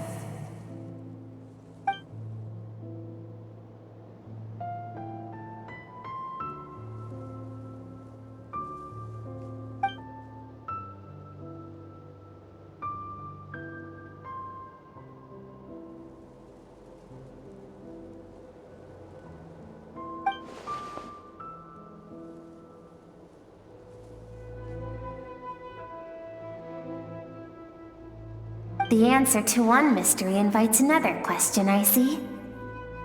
Let's follow the river upstream. There among the cliffs, among the memories etched into her heart, lies the truth of it all. Soon, you'll understand everything.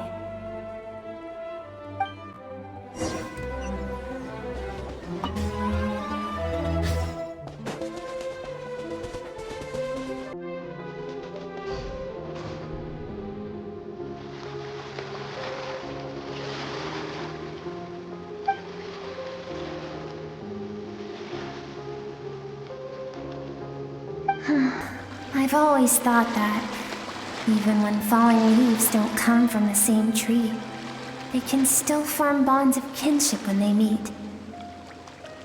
Like meteors, you both made a journey through the stars. Both travelers who have landed on a planet that is not your home. Yet, when she first noticed your presence, although she hesitated for a moment, She still chose to walk away, indifferent as ever.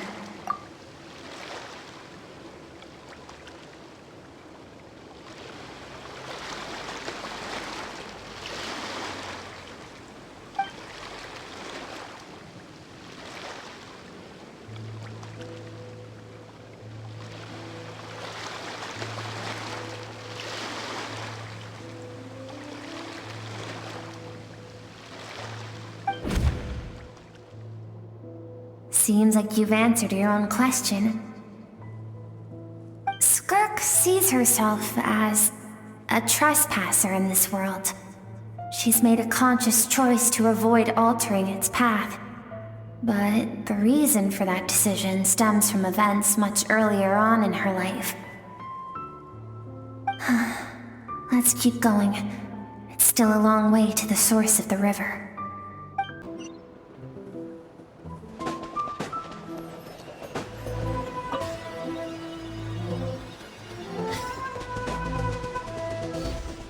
You now have what it takes to wield immense power. From this day forth, I shall teach you no more. No one can become a worthy warrior through imitation alone. I have given you fangs and claws. Now, you must learn to hunt.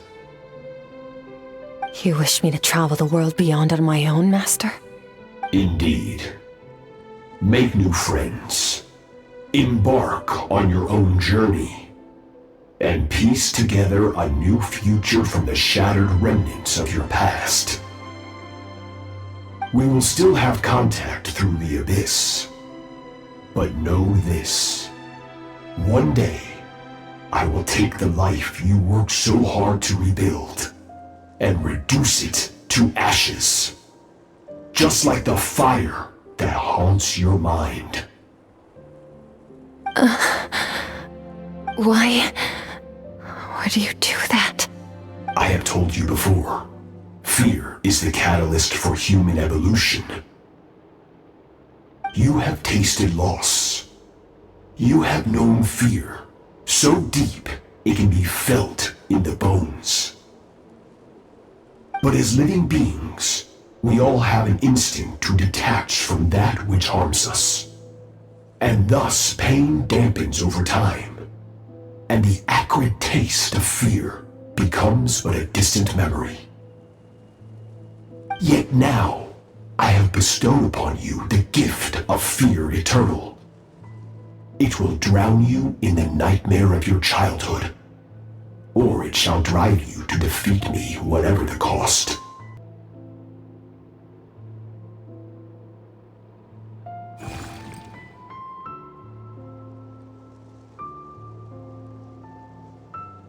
That is what Skirk's master, the foul Certology, looked like at one point in time. Of course, as a higher being, physical form is a triviality to him. He could appear as a beast, a human, or even a monster that defies description. The form you see him in here, clad in abyssal armor, is the one he usually wears when traveling through the stars.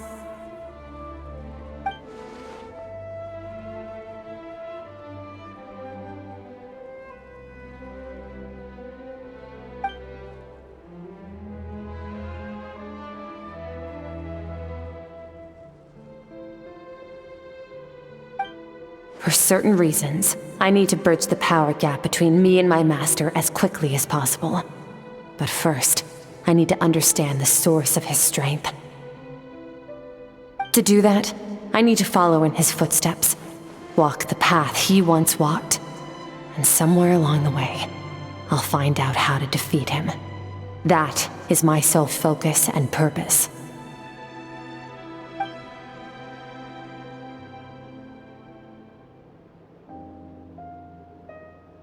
I'll let you in on a little secret. The real Certology is terrifying. The scope of his power is impossible to understand until you experience it firsthand. It is absolute, the power to crush all things. keep going? Let's see. We're about halfway there.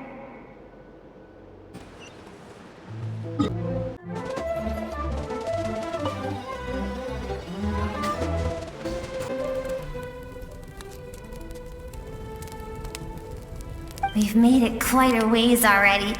This is Skirk, when she first began training under Sertology. I have set your broken wrist. Tomorrow, you're to train twice as hard. No tears this time. Good. Attempting to garner sympathy through tears is a habit of the weak. A pitiful, useless ploy. Can I ask a question, Master? Why did you save me? I keep thinking, maybe it would be better if I had died. I wouldn't be haunted by that fire all the time. I wouldn't have to go on like this. I saved you because I have a plan for you. It has been too long since I fought a battle that demanded my full strength, and I hunger for it. Every so-called genius and prodigy I have faced has crumbled like sand underfoot. Before me, even fate bends the knee. So, I will teach you everything I know, train you by whatever means necessary, in the hope that one day, you might surprise me. But I don't want to draw my sword against you, Master. What you want matters little. Among the boundless sea of stars, the cries of the weak are but faint murmurs that disappear into the void. You of all people know that well. Yes, Master. From that day forward, all she knew was grueling training, emptiness, and fatigue. After some time, her talent bloomed, and she gained control over her emotions, like her master. How should I put it? It was not that human emotion disappeared from her heart, but that reason came to dictate all she was allowed to feel. I suppose it was at this point that she became the Skirk you know today.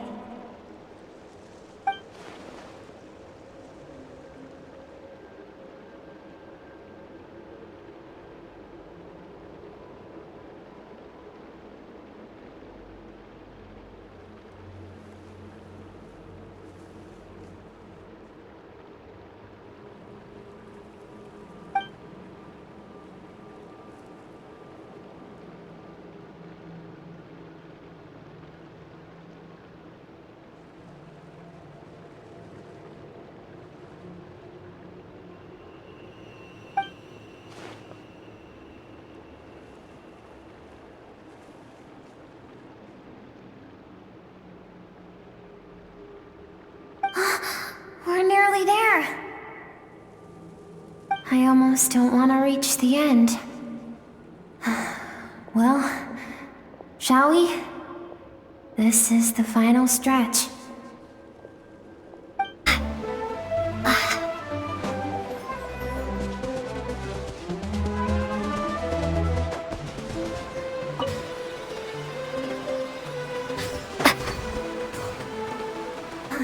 These are Skirk's happiest memories. What a simple and carefree time it was. Wisps of clouds dotted the sky. The sun bathed everything in golden light. And when song filled the air, not even the shyest of flowers could resist swaying along. This is Skirk's homeland. She was so curious about everything as a child, always skipping school to go exploring instead. There was so much to discover.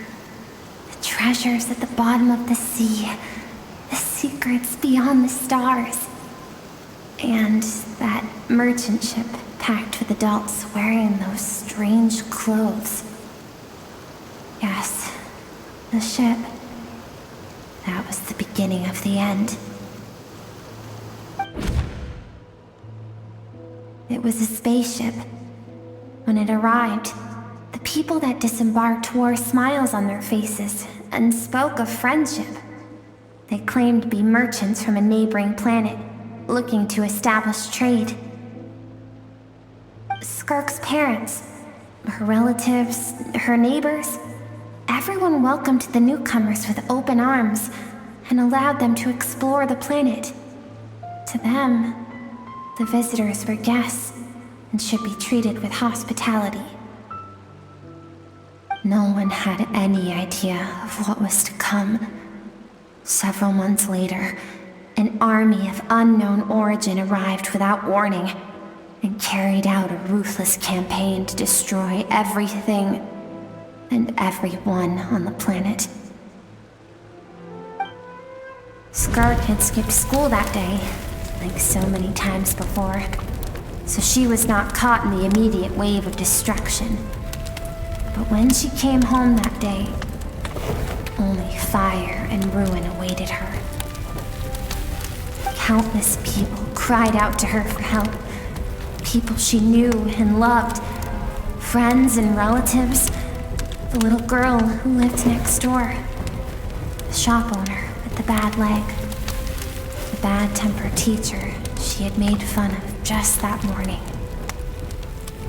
Their lives were discarded like worthless trash as the fire consumed one life after another. Skirk was helpless. All she could do was run. And so she did. She kept running until an unexpected figure crossed her path. If Sertology hadn't been there in that moment, the fire would have claimed her life too. And there she would have remained, left to rot in the scorched earth, with no answer as to why any of this was happening.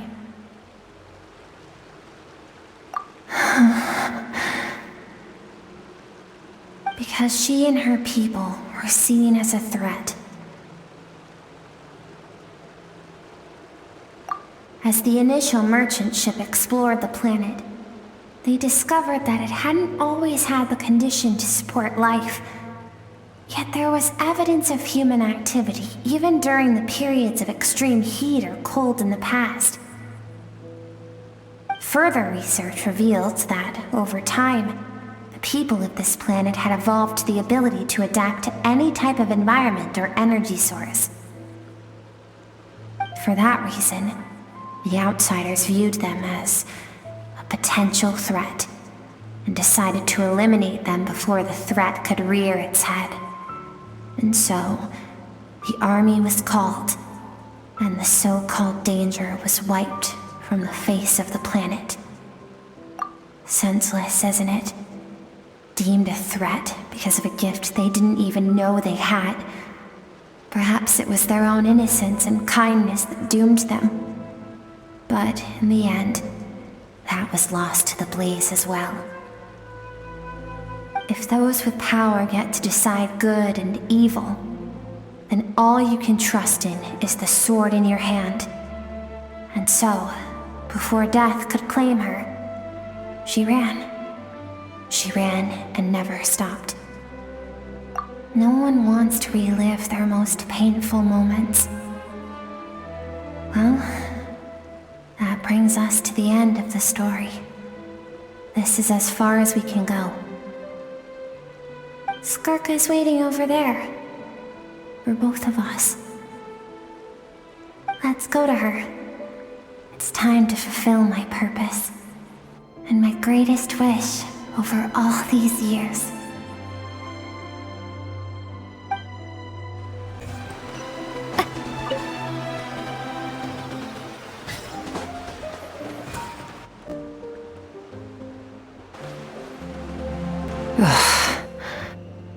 So all this, just so you could bring her here? I have things to say to you. Well, to me.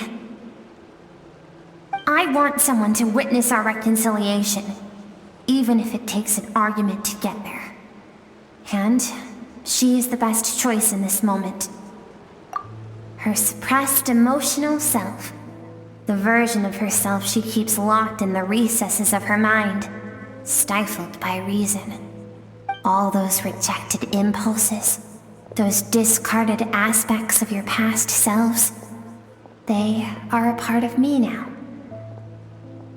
I am who you used to be. Someone you have refused to face for too long. So, I came to face you instead. You're wrong. I've faced you all along. And that's exactly why I keep you locked here. Your existence makes me weak. Moments of joy and longing are when we are most vulnerable. Don't forget, it was a penchant for goodness over reason that doomed our homeland in the first place. The vastness of the universe renders everything insignificant. Our feelings most of all. Even so, learning from the mistakes of the past doesn't have to mean erasing everything. Strip yourself of your so-called weaknesses, emotions like kindness and empathy, and what makes you any different from the ruthless soldiers who slaughtered our people? The difference is that I'm doing what is right, what is necessary. I allow you to exist, but with limited freedom. That is the greatest kindness I can offer. I have shouldered everything you couldn't carry. I rose above the numbness and emptiness, and it was cold, unfeeling reason that brought me this far. It made me who I am. It made me strong. That is the problem. I want to shoulder those things together. On the grand scale of the entire universe, maybe our feelings are vanishingly small, but why should that mean they don't matter? Emotion gives warmth to the cold expanse of space. It gives meaning to the world around us. Think back to those nights of gazing at the stars, those afternoons of exploring the unknown. Think back and let them grant you peace. A brief respite from the pressure you put on yourself.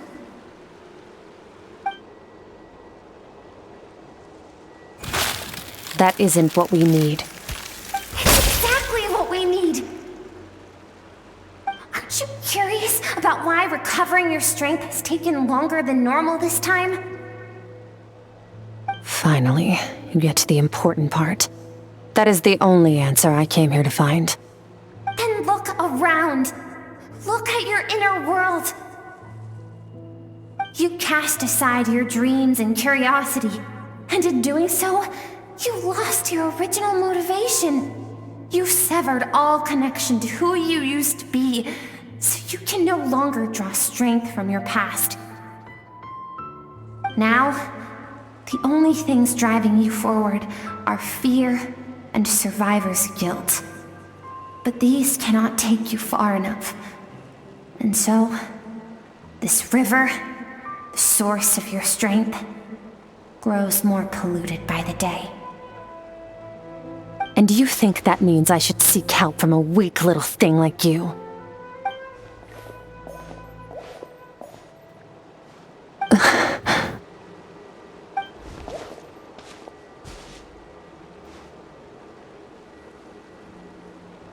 Thank you for saying that. I knew bringing you here would be the right choice. To be honest, I'm not here to argue with you. This isn't about who's right or wrong. And in fact, I agree that in order to make it through the wake of that tragedy, we had to distance ourselves from the pain through reason over emotion. But what is right at one point in time isn't always right forever. I know you will never forget that fire. I know the fact that you were the sole survivor fills you with guilt. And I know that among the voices that haunt you, mine is there too. Because deep down, you know that you didn't turn out to be the person you wanted to be.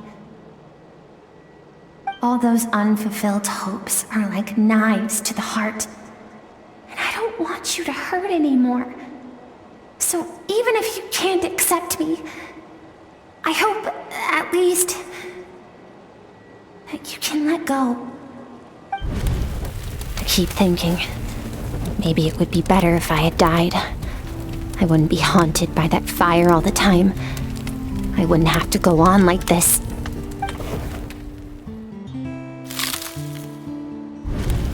Your dad and I, we're not afraid to stare death in the face, but we need you to survive.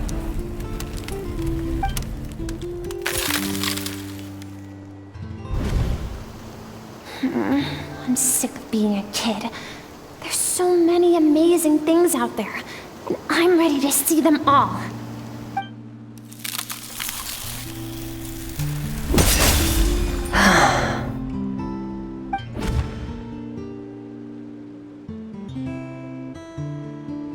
I remember.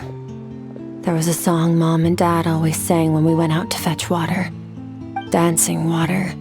The sand along your path is begging for your song and movement. Will you carry this burden with you on your journey? I am not the dancing water, and you are not the burdensome sand. But if this is your wish, then I will carry you with me until the end. Thank you. I should be thanking you.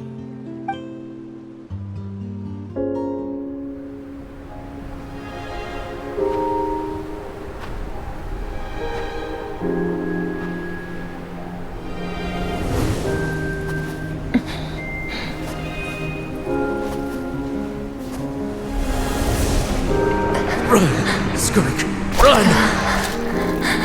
Remember, leave no one alive! Heed my words, Skirk. Let fear take root in your soul.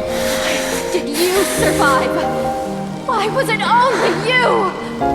Skirk, did you become a positive light in this world?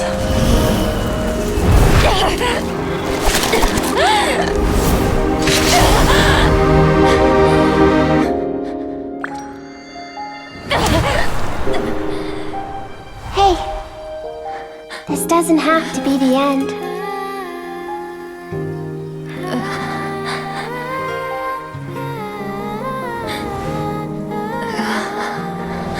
Life is a gift. Don't let darkness claim it.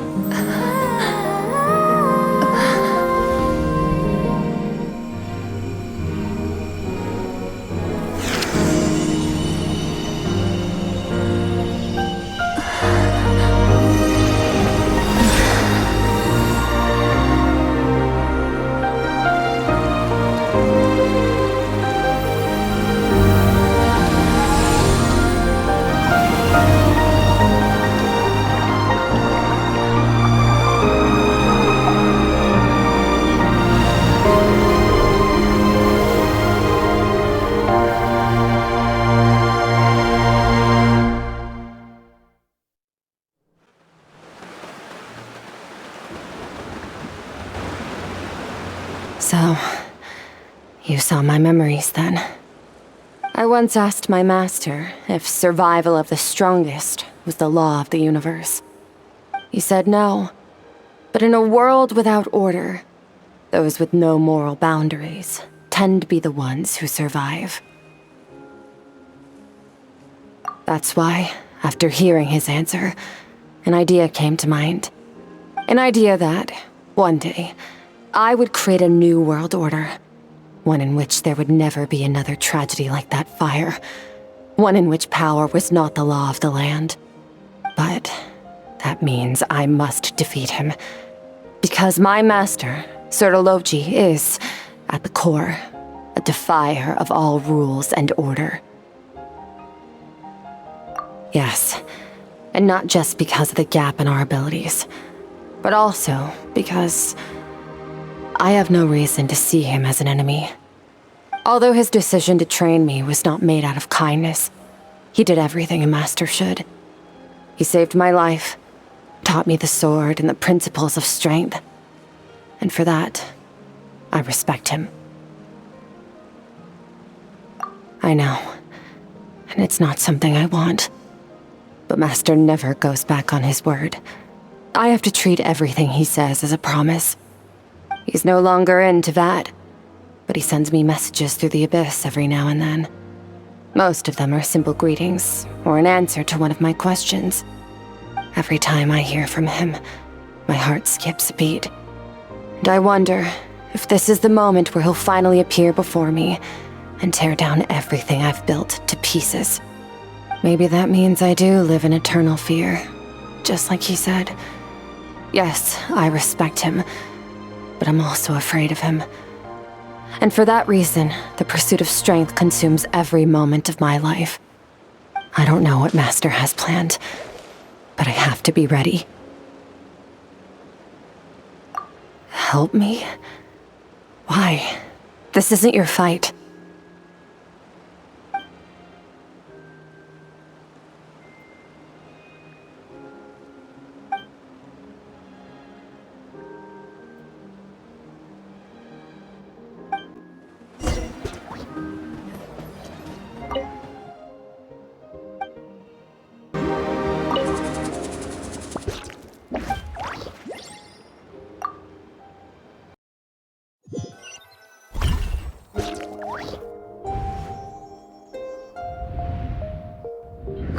You're finally awake! Honestly, Paimon was gone for like 2 seconds and then she comes back and finds you both unconscious? Oh, you scared Paimon half to death! You're both okay, right? What does it look like?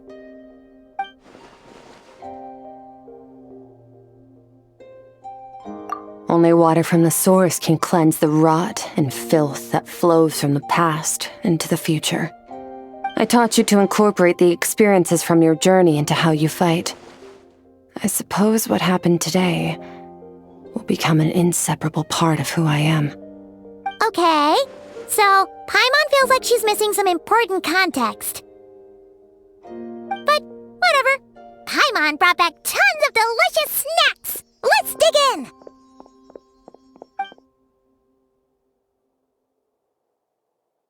All right. It's about time we finished what we started. We're gonna deal with this thief for good, right? This time, I'm not going to tell you to hold back. But having digested even more power in the meantime, he's going to be tougher than before. The good news is, we have no reason to pull our punches this time.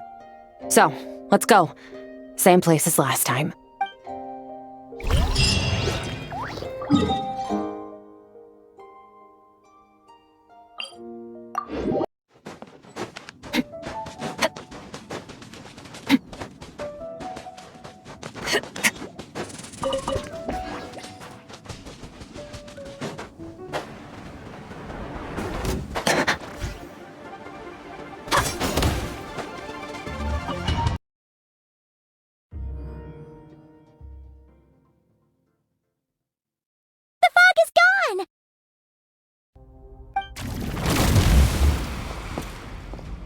Wait, isn't that the form the all-devouring narwhal changed into? How come he knows that, too? Really? So, you're telling Paimon that giant whale and this guy can both turn into the fowl? How does that work? It's a subconscious instinct. Any intelligent being who longs for his level of strength is bound to mimic his appearance. It's a natural response after encountering someone as powerful as Master. To them, he represents ultimate power. We know the person before us has encountered Master, and we know he stole a portion of my power. So it's not surprising that he would assume this form. Okay. Oh, the closer Paimon looks, the more intimidating it gets. Nervalette isn't here this time, so it's up to us. He won't have the nerve to steal again after we're done with him. Let's teach this guy a lesson!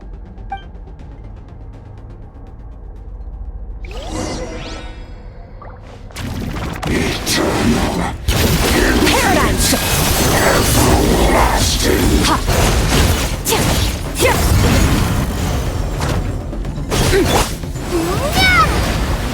Go!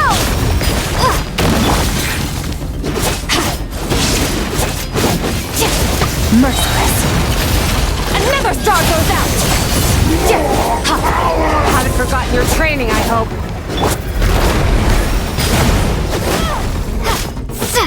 Go! Fearless.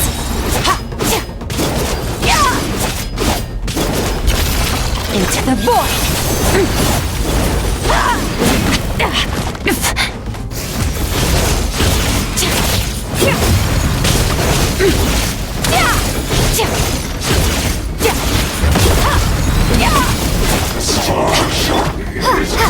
Water jet!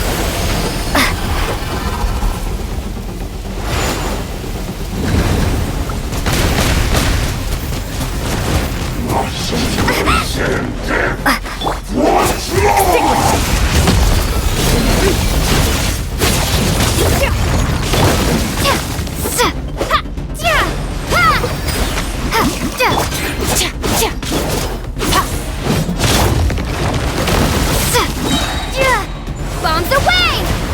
Water jet!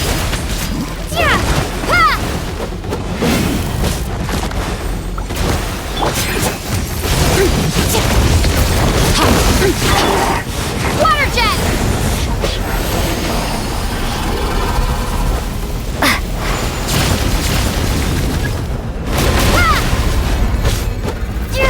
Water jet! Water jet! Go!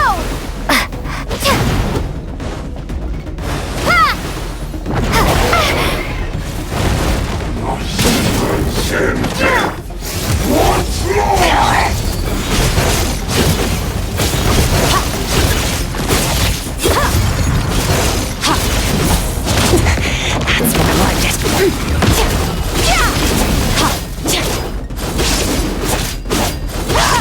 Fearless.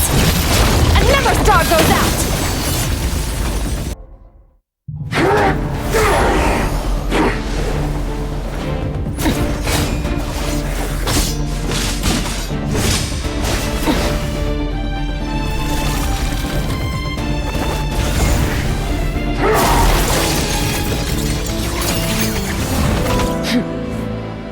Haven't had enough of my power.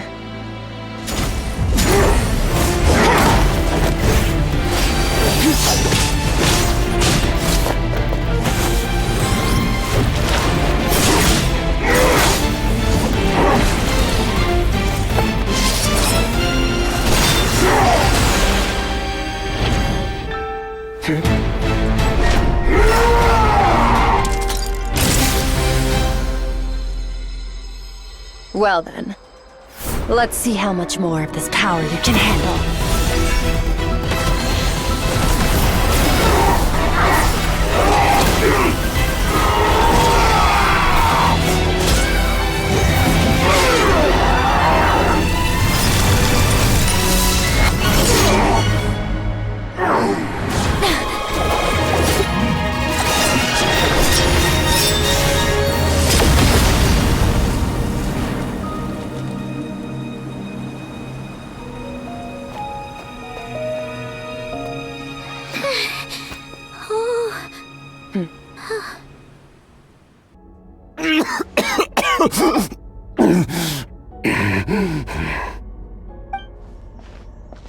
Well, have you come to your senses?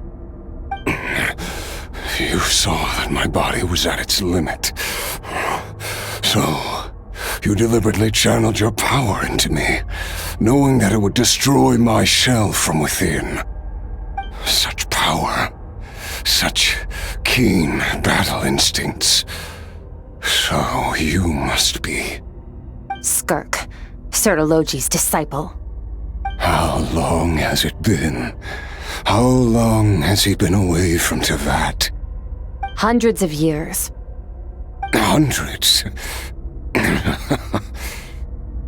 Sorry, it's a lot to take in. I should introduce myself. I am Skofnungar, a friend of your master and one of his followers. This is the first time I've heard your name, Skirk. But hundreds of years ago, I knew you existed. And I knew you would come here. Hundreds of years ago? Sounds like you and Master have quite the history. Care to tell us about it? Of course. Might as well take advantage of a clear head while I can. The story starts a long, long time ago. I was born into a noble family in Conria. As the eldest son, I was set to inherit our title. But I contracted an incurable illness as a child, and everyone gave up on me. I trained the sword harder than anyone else, defeated all of my peers. But it was all in vain.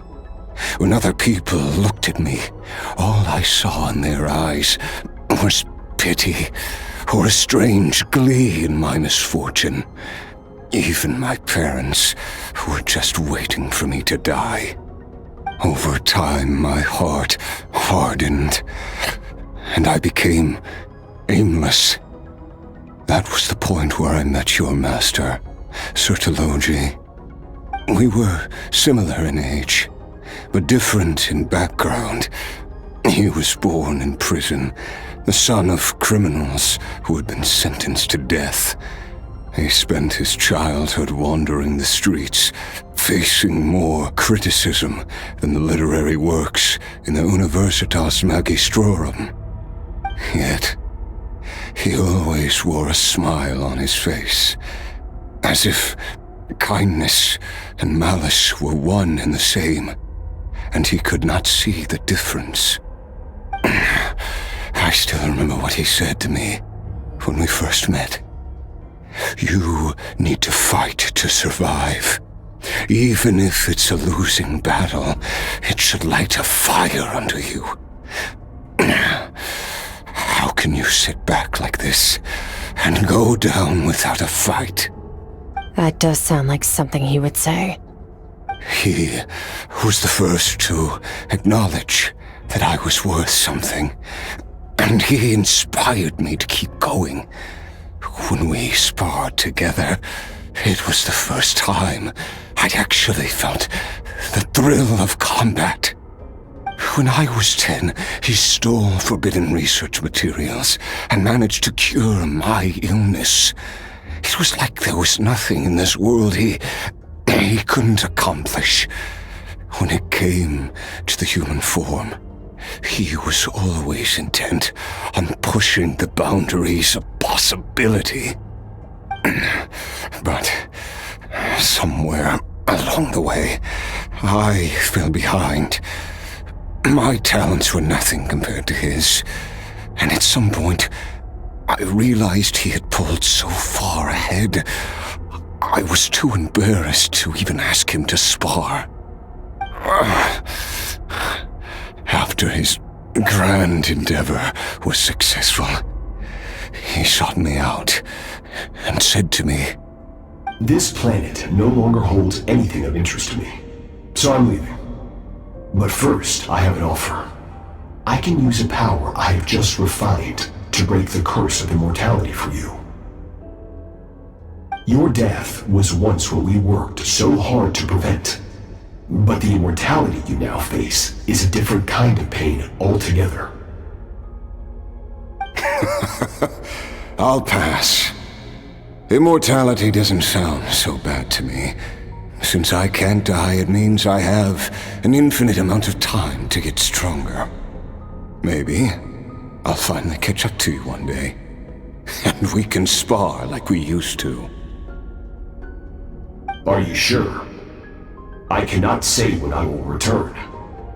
Your body, or rather, your soul, might not be able to withstand this curse. All I can do is try.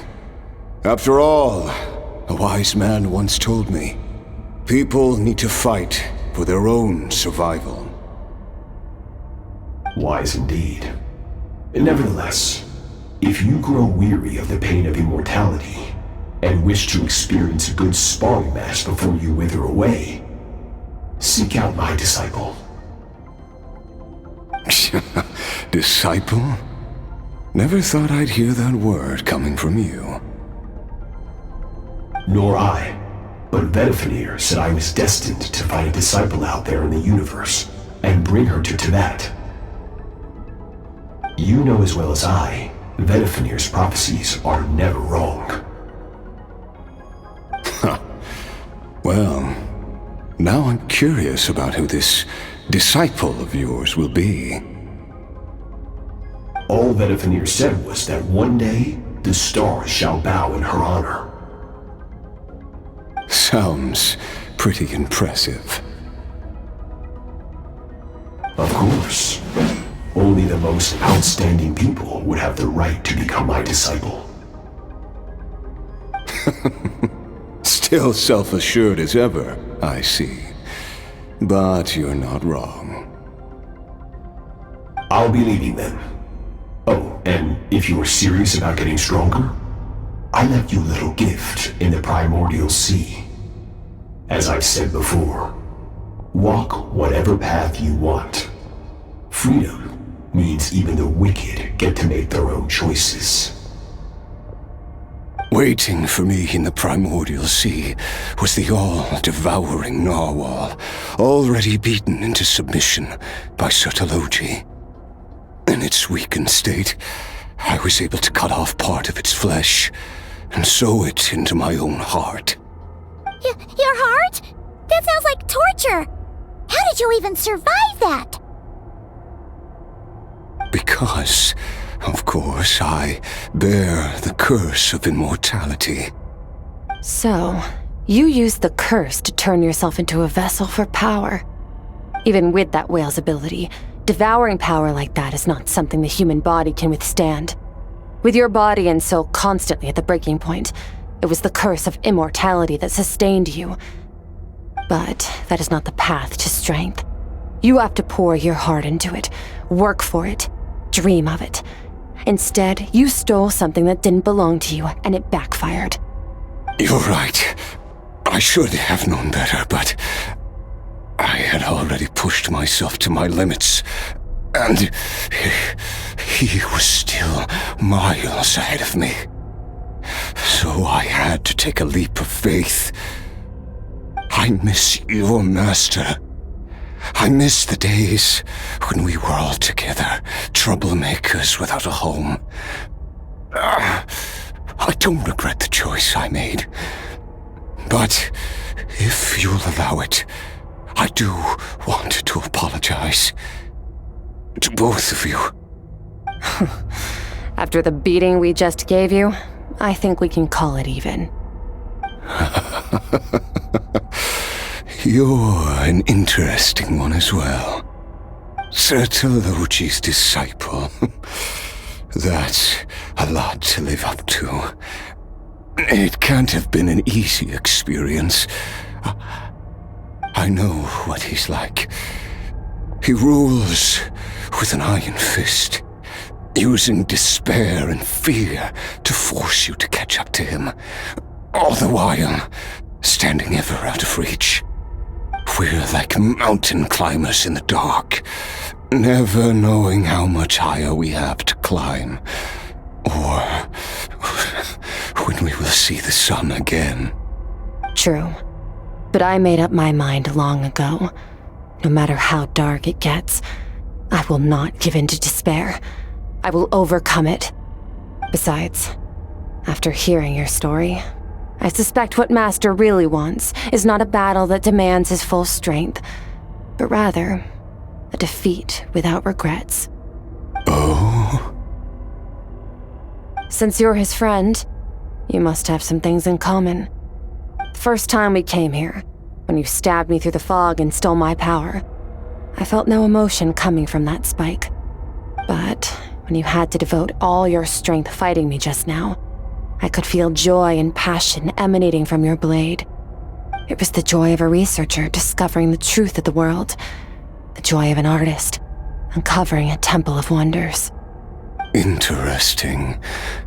I'm certain I didn't express those emotions outright, yet you were able to read them from my blade, like a glimpse into my inner world. You're right.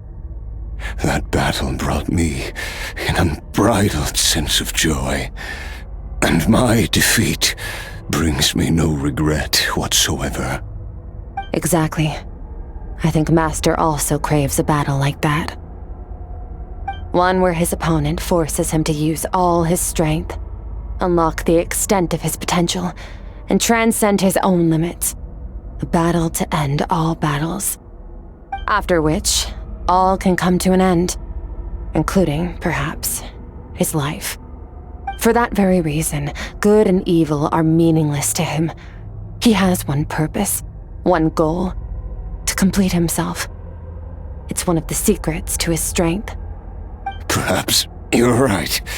Perhaps that is his goal. What a battle that would be. Oh, to witness such a...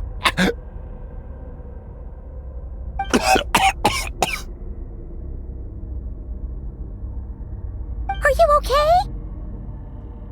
Too many different kinds of power are surging through my body.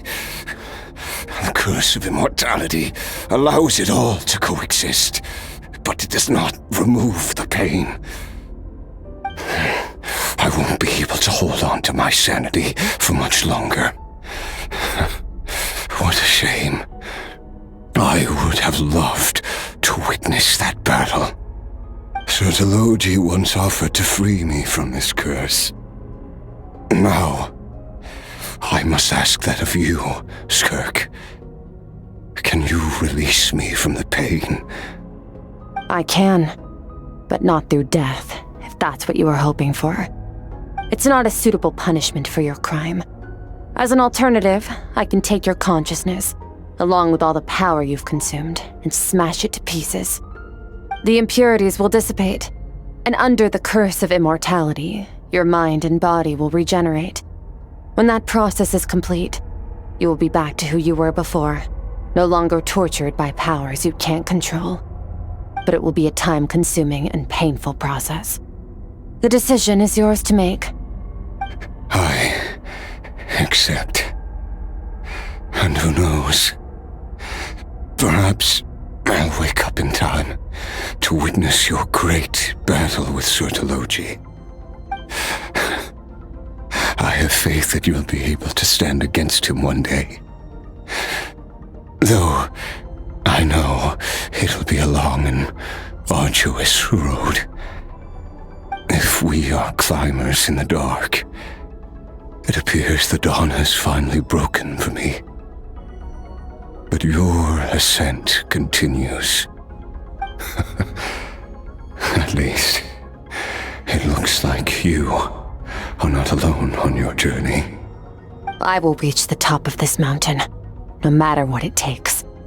And you, Skofnunger, will be my witness at the end of all things. That's finally over. Let's get out of here. Huh! At least we don't have to make a mad dash for the exit like last time.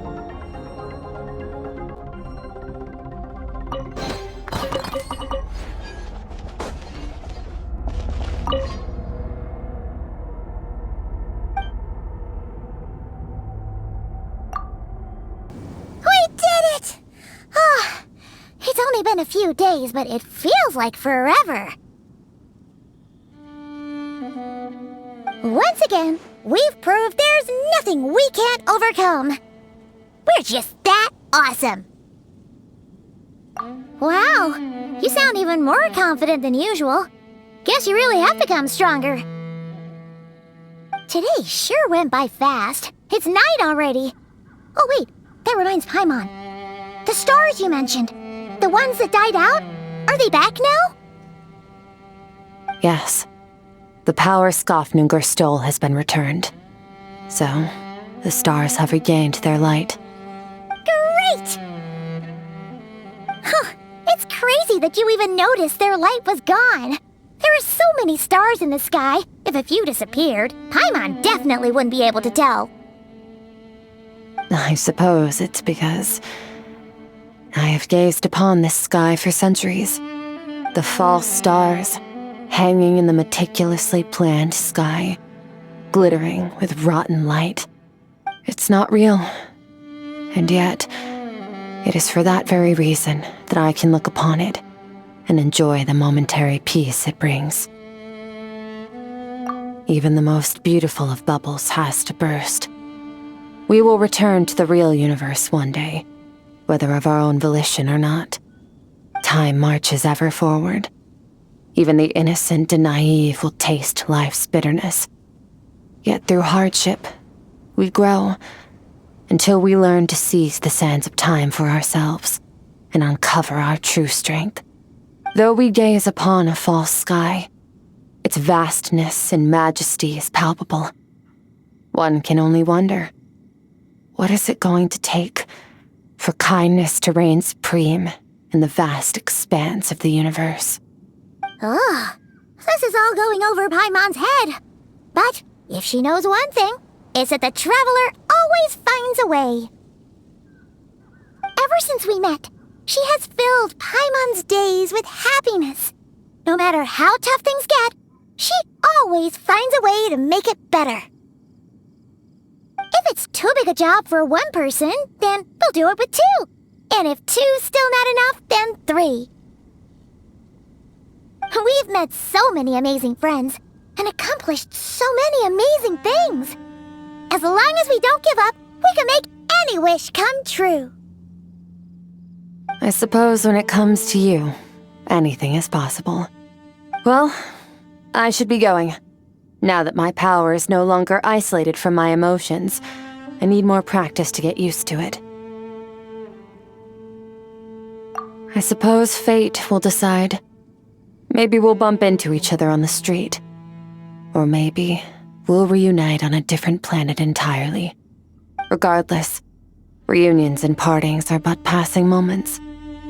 More than anything, I hope that, at the end of this journey, wherever it takes us, we stand in a world reborn. One without war, pain, or forced partings. One where new life can bloom, even where there was once nothing but scorched earth. For this, we must all work to become stronger. Goodbye, traveler. Remember your training. Make sure to put it to use.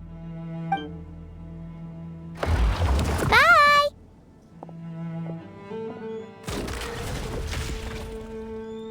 Is it just Paimon, or is she being nicer than before? We definitely count as friends after all that, don't you think? Hey, what do you think about camping here tonight? There's nothing quite like sleeping under the stars. Come tomorrow, we can continue our journey. Oh, and since Paimon treated you to that super nice meal at Wanmin Restaurant, it's about time you returned the favor.